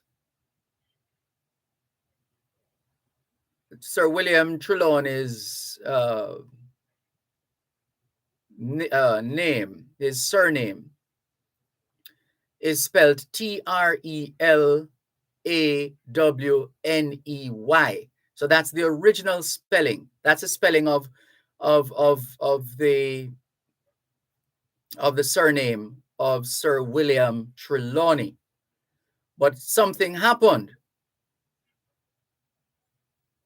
The E that is missing from the name of the parish was an error on the part of the eager parishioners that has never been corrected. So the parish that we call Trelawney in Jamaica should really be spelled Trelawney, since it was so named in recognition of the work of Sir William Trelawney, and his Trelawney was spelled with EY at the end, Trelawney. So that's an error that has never been corrected. Let's go to the year 1800. Charles Goodyear, that was somebody's name. Charles Goodyear was born on this day in 1800. Charles Goodyear invented vulcanized rubber for tires. That's why we have Goodyear tires. Vulcanized rubber later was made into tires with Goodyear's name on them. Charles never benefited from his invention and was poverty-stricken. Can you believe that? How can the man who invented Goodyear tires or vulcanized rubber for tires, how could he end up being poverty-stricken? Well, back in those days, people created things and were just so happy to create them. They didn't go on any campaign, any big marketing strategy employed and all of that. They just settled and faded away. But there's something about your work, the work that you do, the work that we do, that even though we die, yet we live. Because the work lives on. The work lives on. Right, so he was poverty-stricken. Never mind the fact he didn't benefit. Charles Goodyear didn't benefit from his invention of vulcanized rubber for tires. All right, let's make a connection here now, since we're mentioning Goodyear and tires. Let's look at the November 2, 1965. Industry and Trade Minister Robert Lightburn announced that an agreement had been reached with Goodyear International to construct a tire factory at the Springfield Estate in Duhaney Pen in St. Thomas. This is how we expect leaders to function. No dolly house business, no just running the mouth and no action. No, the man said. Robert Lightburn announced that an agreement had been reached with Goodyear International to construct a tire factory at the Springfield Estate, Duhaney Pen in St. Thomas. The factory would be sited on 30 acres and would be capable of manufacturing 150,000 tires and 115,000 tubes annually. It would begin operation in 14 months with 320 workers. Let's fast forward now to March 21, 1997.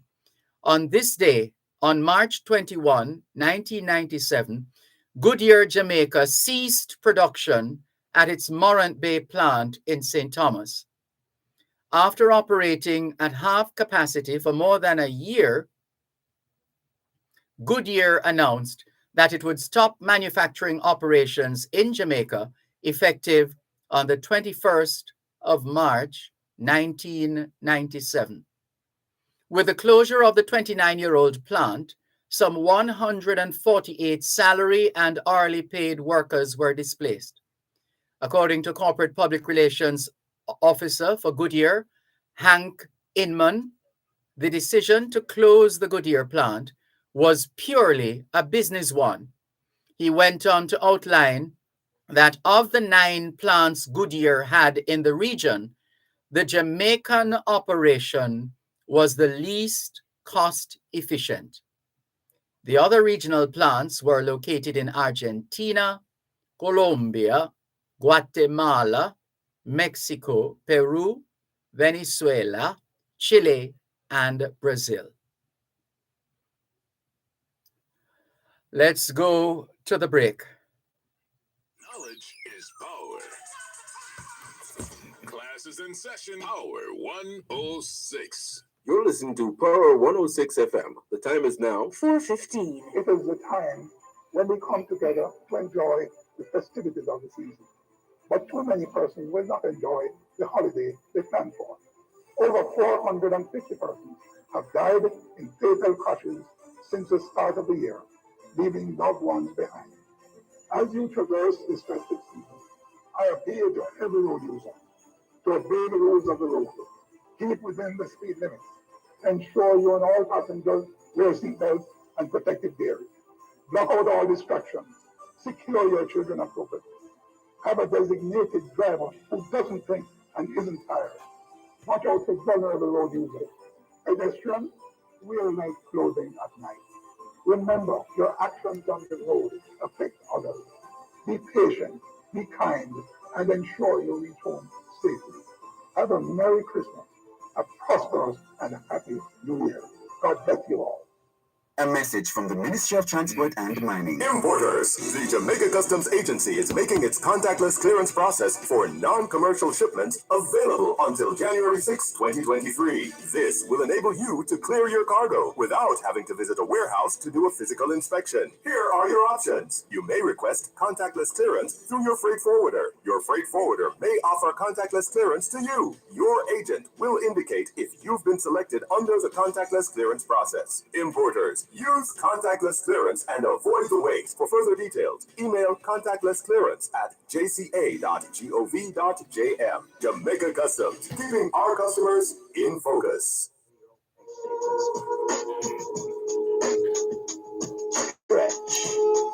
¿Qué hora es en español? Son las 4:17. Quelle heure est-il en français? Les 4:17. 现在几点了？10点17分. 17 minutes past 4 o'clock in the afternoon here at Broadcast House 32 Lyndhurst Road, Kingston 5, St. Andrew, Jamaica. Have you done your homework yet? Yes, young people, we know it's Christmas holiday time, but you know what we always say. Even though school is out, homework is always in, because homework is about preparation, and proper preparation prevents poor performance. Proper preparation prevents poor performance. And as we always say, young people, socialization makes you educable. Education makes you trainable. Training makes you employable. And the right attitude makes you successful. Homework time, young people. As we continue with more of your messages, multiple messages coming in on our text line, same as the WhatsApp number, 876-365-3346. Here we go again. Where shall we start? This one says, good afternoon, Mr. Malcolm. Greetings to you listening to your greetings to you. Listening to your caller about help for the poor. Didn't I read this already or did I stop? Hold on. Where can you apply? No, I read that already. So the person has sent us a shorter message to say Jamaican politicians only look to the poor to give them jobs and forget them after old age security, as in OAS. All right, thank you for decoding that portion of the message for us, please. Thank you. All the best. Here's another. Crocs, massive asset to Jamaica. And the massive is in bold letters, MASSIVE. So this person says Crocs, although this person has created a new spelling for Crocs, CROX. I think Crocs uses CROCS. But anyway, the person says Crocs, massive in capital letters, bold letters. Crocs, massive asset to Jamaica. He's helping to keep Jamaica free, democratic. Crocs, don't stop in the name of democracy, justice, and peace. From Jax in Jacksonville. Thank you very much for your message, Jax in, and Jacksonville is in Florida. Thank you very much for your message, Jax in Jacksonville. Thank you. Let's move to another of the WhatsApp messages. Oh, here comes Salah once again. What is he saying now? He says, Dervan, the JLP is not a government that likes to help poor people. Path is not working out. It's only helping a few people. If JLP wants to help, they would be looking out for the very poor. Every time that the JLP in government, people get poorer. Where are the statistics, Salah? Did you get statistics from Mr. Hyman? Mr. Hyman is always checking the stats. I think you should check him for the stats. Salah from Kingston, thank you for your message. Thank you. This one says, hi, Dervan, good afternoon. What happened to Ras Lloyd? I haven't heard him call the program in a while. Well, I don't know where I was, but I heard a radio playing within the last week, at least, within this week. I think he was on talking to Jerry McDaniel on the hotline. I'm sure I heard his voice. So he's still very much around, but he perhaps is a little shy to come back to us or to come and talk with us, maybe because we might remind him of certain things that he perhaps should have led on or taken forward, and it hasn't gone anywhere. So maybe he feels a little dejected. I don't know. Good afternoon, Ras Lloyd, if you're listening. Cuban in Georgia is back. What is he saying now?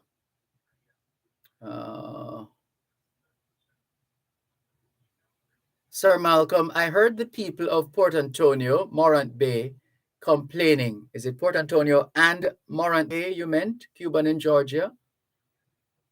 Because Port Antonio is in Portland and Morant Bay is in St. Thomas. Anyway, he says, I heard the people of Port Antonio, Morant Bay, complaining bitterly about the dust nuisance that is dogging East-West Highway and what can be done to help the citizens of Eastern St. Thomas and Eastern Portland. So where's this going now? Well, we have read that part of the message. Let's go to the next half. Sir Malcolm, how can, and something is missing here. Maybe you meant to say, how can we, is that it? How can we get investors to come back to Jamaica and invest in safe and conducive environment of peace and dignity? And why is our manufacturing sector being left to sleep over a decade now? Well, factually speaking, the sector has never gone to bed. The sector continues to contribute to the economy. Maybe not as much as it did in the heydays of manufacturing and so on, but it did, and it still is contributing to the Jamaican economy. We can always debate or discuss the percentage or the nature and extent of the contribution nonetheless. We still have a lot of work to do. And our economy is suffering because of the sleeping Jamaica manufacturing industry. That's not accurate. Cuban in Georgia. Thanks for your message nonetheless. Here's another message. Where do we start? Here we go. Crocs, you are one of the people I enjoy hearing. You are wise and intelligent. All right. Walk up and receive your trophy, Crocs, and your certificate and everything else. All right. Crown him, Crocs. Let's continue with more on your program. Both sides of the story. Power 106 FM, still streaming live on the Gleaners website, go-jamaica.com. Live on your smart devices all over the world. And still taking your calls on 876-922-4112-5. Let's see if we can throw in a bit more of the history for you.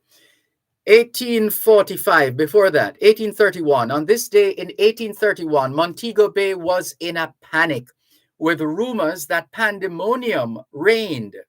This was all a part of the Christmas rebellion, which gripped Western Jamaica.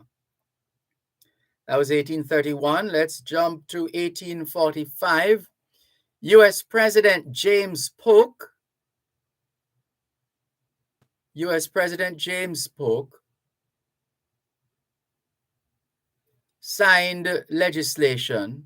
On this day in 1845, U.S. President James Polk signed legislation making Texas the 28th state of the United States. Texas, comprised of the present state of Texas and part of New Mexico, Colorado, and Wyoming, was admitted as the 28th state of the Union, with the provision that the area, 389,166 square miles, should be divided into no more than 5 states of convenient size. Texas is an altered pronunciation of the Indian word Tejas, T-E-J-A-S, Tejas, Spanish, meaning friends. And that's why the Texas state motto is friendship. The capital of the second largest state is Austin. Its state bird, the mockingbird, the state flower, the bluebonnet, the state tree, the pecan tree. 1845, I'm just seeing in my mind's eye a couple of other significant associations with that year, 1845. That was the year that Jamaica's railway service was established. 1845, at a cost, can I remember the amount of money? I think it was about £200,000 to establish Jamaica's railway service, essentially the third in the world, and the first colony to have a rail service.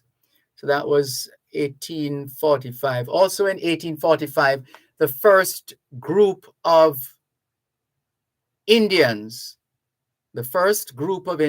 was brought to Jamaica in 1845.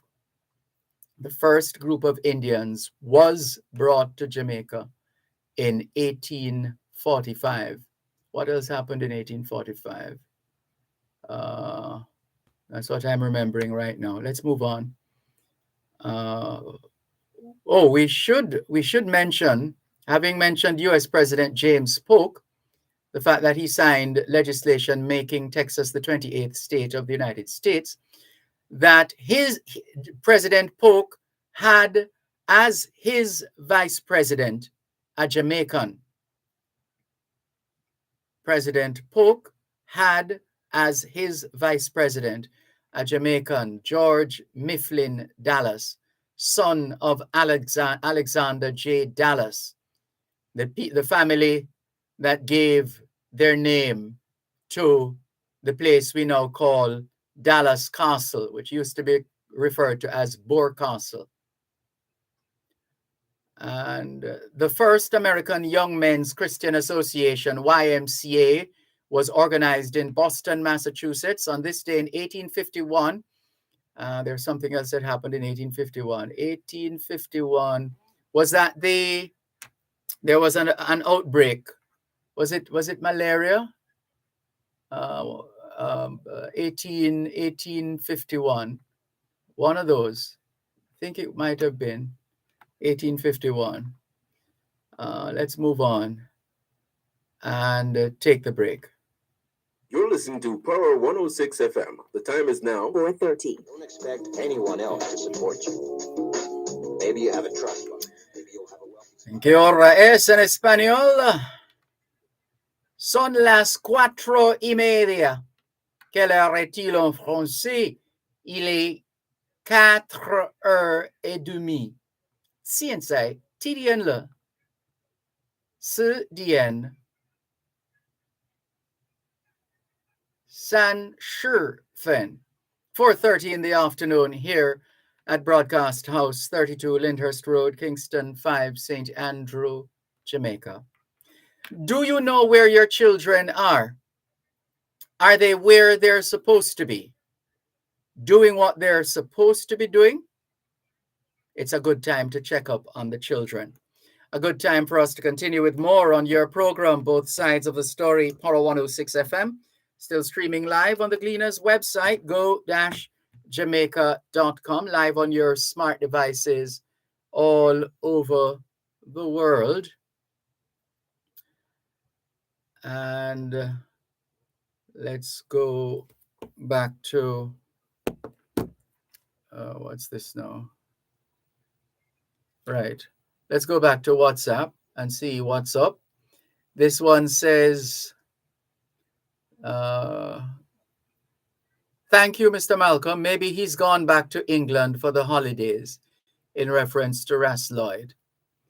Well, so be it. Safe travel, Ras Lloyd. This one says, Sir Malcolm, this is Cuban in Georgia again. Are we making gloves as we used to? Shoes, cars, ketchup, bagasse board, tires, and many other items we had. Look at us now. We have to be importing the same items to supply our people. Well, you're touching on a subject that ever so often we talk about on this program, because we were conceived in Bell Road Industrial Estate. So that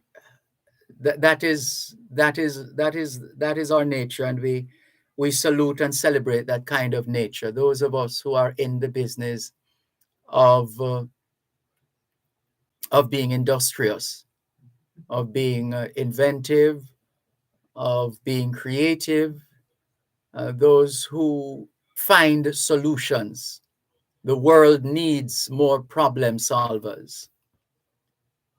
The world needs more problem solvers. Let's continue. We have more for you. Let's go to the year 1907. And what's the significance of that year? 1907, that's the Kingston earthquake, right? 1907. But that's not what we're highlighting. Robert C. Weaver was born on this day in 1907. Robert C. Weaver, W-E-A-V-E-R, was the first African-American to serve on a president's cabinet. He was Lyndon Baines Johnson's Secretary of Housing and Urban Development, the first man ever to hold that post, a black man. 1911, Sun Yat-sen became the first president of a Republican China. 1911, Sun Yat-sen became the first president of a Republican China. 1934, Albert Forsyth and Alfred Anderson completed their goodwill flight on this day in 1934. The journey, which started on November 8, saw the men flying across the US, Canada, and 9 Caribbean countries, including Jamaica. Their goal? To prove that persons of color, as in black people, but generally persons of color, could excel at flight just as well as their white counterparts. They arrived at Up Park Camp from Cuba on November 12 and left 3 days later for Port-au-Prince, Haiti. The duo also made stops in Nassau and Trinidad and Tobago, one of the 2 locations they crashed. During their stay here, the men were honored with the receptions at the Ward Theatre in downtown Kingston and also in Port Antonio. They met with dignitaries such as Governor Sir Edward Denham, whose surname lives on in Denham Town, and Pan-African leader Marcus Mosiah Garvey, Jamaica's first national hero. On this day in 1938, Robert Ripley of Believe It or Not fame arrived in Kingston on the cruise ship Santa Paula and visited the offices of the Daily Gleaner and the Institute of Jamaica. In the evening, he attended a movie show at the Carib Cinema, where he was introduced to the movie audience. John Issa was born in Kingston on this day in 1939, the son of Joseph Issa and Minerva Shuker Issa. 1939, the military authorities reported that an attempt by German prisoners to escape from the camp in St. Andrew by an underground tunnel had been thwarted. Working at nights and with improvised tools, a gang of prisoners succeeded in borrowing a narrow tunnel extending nearly 30 feet from beneath one of the buildings in the direction of the double barbed wire fence surrounding the camp. The dislodged earth had cunningly been scattered over the vegetable garden, which the prisoners had been allowed to cultivate within the confines of the camp. German and Italian prisoners of the war were being detained in Jamaica for the duration of World War II. 1940, following on the agreement between Britain and the United States to lease lands in Jamaica to the USA to establish an air and sea defense base at Portland Bight in southern Clarendon in exchange for a number of old US ships, 32 engineers, surveyors, and clerical executives of the US Engineering Department arrived in Kingston from New York to begin the technical preparation for the construction of this base. Offices for the staff were established at 120 Harbor Street in downtown Kingston. 1940, Solemn High Mass is celebrated for the first time at the Holy Cross Church in Halfway Tree, St. Andrew. The celebrant, Father Charles Eberle. It could be Eberle as well. Might be a French name.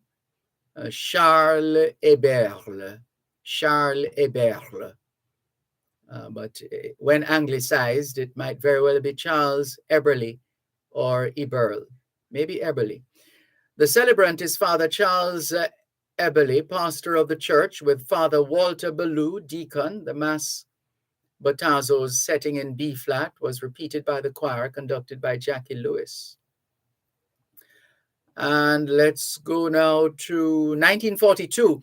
Despite representation from the Jamaica Civil Service Association and other bodies, the revised rules for admission into the civil service released on this day in 1942 adhered to the principle which barred married women from employment in the civil service marries after admission, the governor may, in his discretion, require her to vacate her office from such date as she may specify.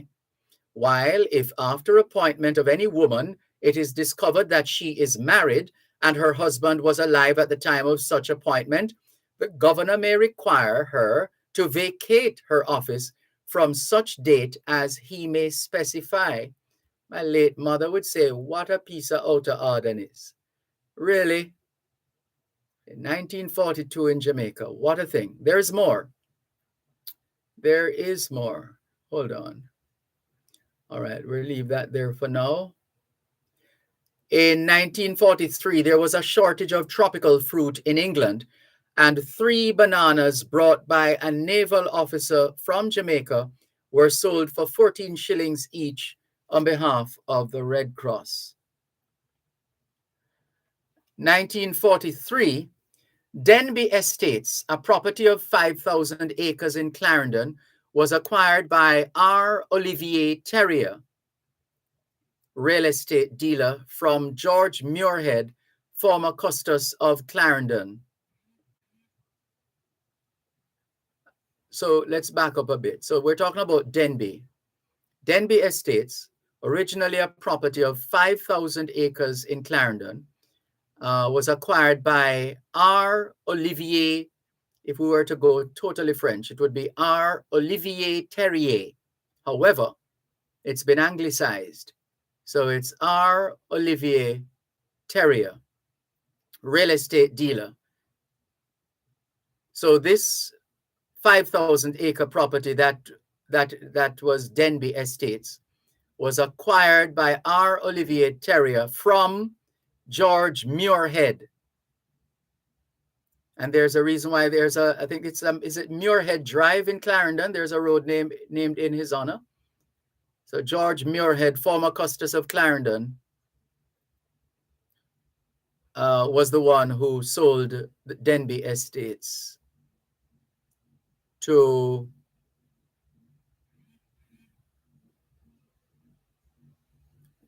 R. Olivier Terrier. And he was George Muirhead, former Custos of Clarendon.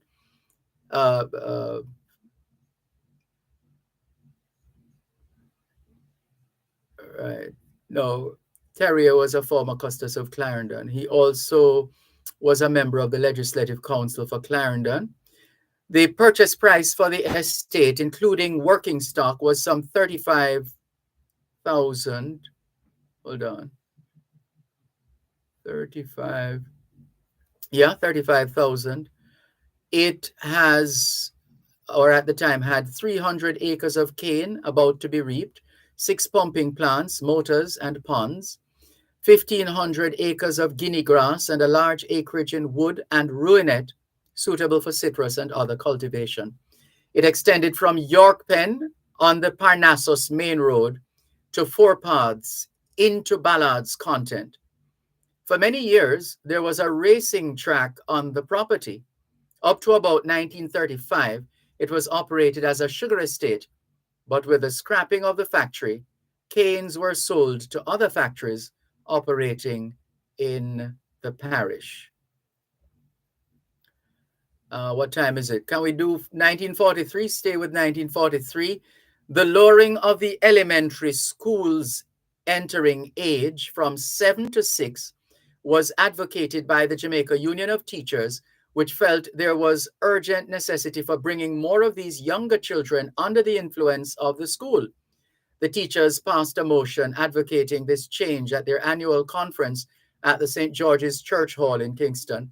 They point out that existing infant schools and infant departments in Jamaica were very few and took care of only a small percentage of the children between the ages of 4 and 7. Let's pause there and share some more messages.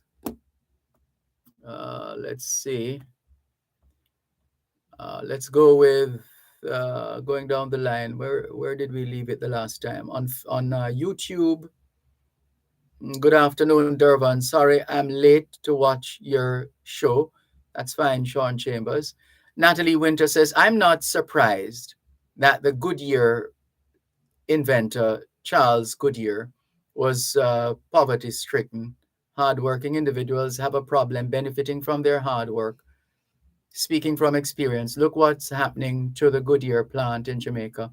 We reap what we sow, says Natalie Winter. Thanks for your message, Natalie. And another message here from GBO.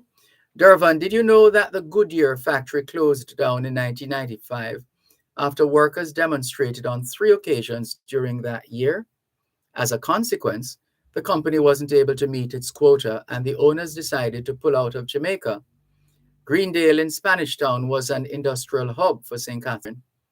You had Brazier Factory, Berwick Battery, Nugget Shoe Polish, and other companies left as a result of the behavior of our people and then government policies.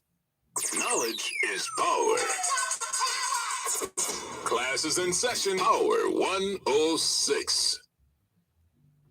You're listening to Power 106 FM. The time is now 4:45. Importers. The Jamaica Customs Agency is making its contactless clearance process for non-commercial shipments available until January 6, 2023. This will enable you to clear your cargo without having to visit a warehouse to do a physical inspection. Here are your options. You may request contactless clearance through your freight forwarder. Your freight forwarder may offer contactless clearance to you. Your agent will indicate if you've been selected under the contactless clearance process. Importers, use contactless clearance and avoid the wait. For further details, email contactlessclearance@jca.gov.jm. Jamaica Customs, keeping our customers in focus. This is Fine Stop. How may I help? You know them birds will need that gun, but we know what them know, say I'm military. Don't worry, sir. Crime Stop is privately funded and run by the PSOJ. Everything reported here is anonymous. It's just like you're invisible. What about the reward? We provide cash rewards for information that leads to an arrest or recovery. We'll stash the cash wherever you like, so nobody will ever find out. All right, me tell you. Make the call. Crime Stop 311. Solving crime pays. Farmers, come for a candid conversation with the Minister of Agriculture and Fisheries, the Honorable Pernell Charles Jr. Learn more about the agricultural sector and the role we all play with its development. That's a Morning with the Minister, every second and fourth Friday of every month during Farm Talk with Alfie McKenzie, right here on Power 106 FM. If I could offer you only one tip for the future, sunscreen would be it. ¿Qué hora es en español? Son las 5:13. Quelle heure est-il en français? Les 5:13. 现在几点了？5点加13分. 13 minutes to 5 o'clock in the afternoon here at Broadcast House, 32 Lyndhurst Road, Kingston 5, St. Andrew, Jamaica. Good afternoon to all working Jamaicans tuned into both sides of the story here on Power 106 FM. It's a good time for us to ask ourselves, how productive have we been today? How productive have we been today? Let's run through the list of significant happenings on this day in Jamaica and elsewhere in the world. Let's go to 1944, the year of universal adult suffrage, when Jamaicans, all Jamaicans who reached the age, the what they call it, the age of majority, that it was in 1944 that happened, universal adult suffrage, when everybody eligible could vote, as opposed to what obtained before, where you had to own land. So 1944, E.R. Dudley Evans, member of the House of Representatives, was elected deputy leader of the Jamaica Labour Party on this day in 1944. Still in 1944, an application was filed on behalf of Daisy Chambers by Solicitor Noel Nethersole in the Supreme Court that she be allowed to be a solicitor in the court without undergoing the preliminary examinations. The motion would be moved by Barrister Norman Manley, and would be historic as she would be the first female solicitor to practice in Jamaica. She was a past student of Wilma's Girls' School, Daisy Chambers. 1946, revised rules for admission into the civil service, which were gazetted, still prohibited married women from being admitted into the service, despite continued representations made over recent years by members of the House of Representatives and bodies such as the Trade Union Council. The only posts held in the service by women were typists and secretary stenographers. Edith Dalton James was elected vice president of the Jamaica Union of Teachers on this day in 1947, and there's a school named in her honor. The Jamaica Labour Party leader and leader of the majority party in the House of Representatives, Alexander Bustamante, informed guests at a dinner given in his honor at the Bournemouth Club in Kingston that he would be the first Jamaican governor of Jamaica. And there is nothing to stop me, he said. He also revealed that he was training F.A. Pixley, his chief deputy in the House, L.G. Newland and Hugh Shearer as his successors. He also spoke of his experiences as a captain in Morocco and as an inspector of police in Havana, Cuba. On this day in 1952, Herb McKinley, holder of the world 440-yard record at 46 seconds flat, delighted the Jamaican crowd at Sabina Park when he defeated Andy Stanfield, world and Olympic champion and regarded as the world's fastest human being in the 100 meters, 10.7 seconds, please. 10.7 seconds. That was a long time ago. We're now running 9.58. Anyway, well, such is the nature of life and history.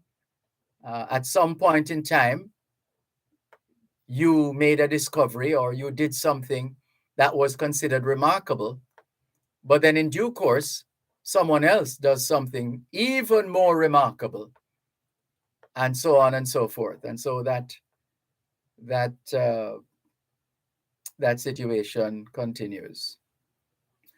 Right, so 200 meters, 21.2 seconds, and clips Stanfield on the 200-meter leg to lay a foundation for victory by Jamaica in the Swedish relay. 1957, Chief Minister Norman Manley visited the St. Anne's Bay Hospital to offer his sympathies to the patients who were burnt when a gasoline tanker exploded in Runaway Bay 2 days earlier, killing more than 20 residents. The tanker overturned and a passerby filled his cigarette lighter with the gasoline pouring. Are you kidding me? This was 1957, but even then, come on. The tanker overturned and a passerby filled his cigarette lighter with the gasoline pouring from the trunk. So he filled his cigarette lighter while the gasoline was pouring from the tank and then flicked it on. Needless to say, he was among those who died. 1957, what a tragedy that was. 1976, disorder broke out and a near riot was barely averted after a police dog bit Carl Thompson, the PNP candidate for West Central St. Andrew, at the Halfway Tree Courthouse in St. Andrew, where the votes polled on December 14 at the general elections were being recounted. The crowd attacked the police and the dogs and only dispersed when tear gas was used. 1981, excavation work on Seville, the first capital of Jamaica, began in St. Anne with two Spanish archaeologists, Professors Lorenzo Lopez and Fernando Velasco, observing. 30 men were involved in the digging.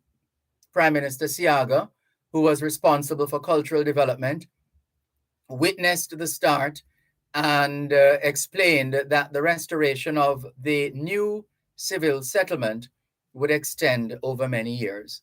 The plan included preparation and sale of craft work, as well as construction of a hotel to be built along Spanish lines.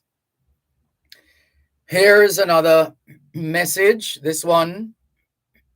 Hi, Dervan. I heard you speaking to a caller who indicated that the JLP hates the poor, and I agree.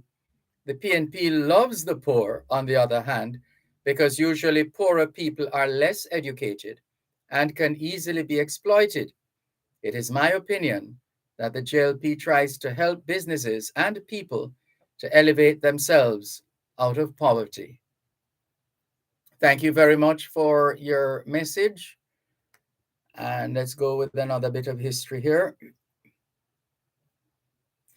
Let's see. There's just so much. Let's be selective then. Let's see. In terms of impact, let's see. In terms of impact, which of these stories? 1990. Well, maybe not. Let's go to 1996. On this day in 1996, the chairman of the Electoral Advisory Committee, EAC, William Chincy, remember him, told the Gleaner that a team of experts from the United States-based TRW Overseas, Inc. was scheduled to arrive in the island Thursday, January 2, 1997. TRW was the company contracted to provide a computerized voter registration system for Jamaica. The team was scheduled to deal with any problems in the pilot enumeration exercise scheduled to start the following week. 1997, 11 days after the JLP suffered a massive defeat at the hands of the governing People's National Party, PNP, 21 of its candidates have filed applications with the constituted authority seeking to get the Electoral Court to void the election because of these and other irregularities. In its statement on this day in 1997, the JLP accused Director of Elections Danville Walker of failing to issue every elector an identification card or other prescribed document as required by law. Also on this day, 1997, well, it was the eve of the swearing in of Prime Minister P.J. Patterson, who would become the first Prime Minister to be sworn in as head of government for the third consecutive time since universal adult suffrage was granted in 1944. Mr. Patterson was scheduled to take the oath of office at a ceremony to be held at King's House at 4:30 p.m. on Tuesday, December 30, 1997. Also in 1997, the Gleaner reported on this day in 1997 that the Electoral Office of Jamaica, EOJ, had declared the Jamaica Labour Party's Andrew Holness winner of the West Central St. Andrew parliamentary seat after 9 days of counting and deliberation. The EOJ confirmed that Holness had won by a slim margin, although the final figure was not disclosed. On the preliminary count, Dr. Warren Blake, the People's National Party candidate, was reported to have amassed 8,436 votes. This result made the party line up in the House of Representatives, PNP 50 to the JLP's 10. And at age 25, Andrew Holness was the youngest parliamentarian in 1997. And there was the story as well, the accompanying further information. And 1998, as of this day in 1998, 44 road deaths were recorded for the month of December. The 44 lives were claimed in 34 crashes. The tally was 372 deaths from 336 crashes. And so far this year, we're above 460 and counting. What a tragedy. Can we thank you once again for the privilege of serving you on yet another edition of your program, Both Sides of the Story, for today, Thursday, the 29th of December, 2022. And I see someone here is messaging us to tell us that today is Peter Phillips's birthday.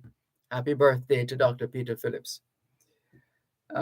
Thanks once again for joining us on this afternoon's edition of Both Sides of the Story, Power 106 FM. All things being well, Both Sides of the Story returns tomorrow afternoon, 2 to 5. Till then, this is Dervan Malcolm reminding all of us that every day is an opportunity to do better than yesterday. Take care. A form of nostalgia. Dispensing it is a way of fishing the past from the disposal, wiping it off, painting over the ugly parts, and recycling it for more than it's worth. But trust me, I'm the sunscreen. You're listening to Power 106 FM. The time is now 5 o'clock. News, comprehensive, powerful, and credible. Power 106 FM now presents a simulcast of Radio Jamaica's News at 5.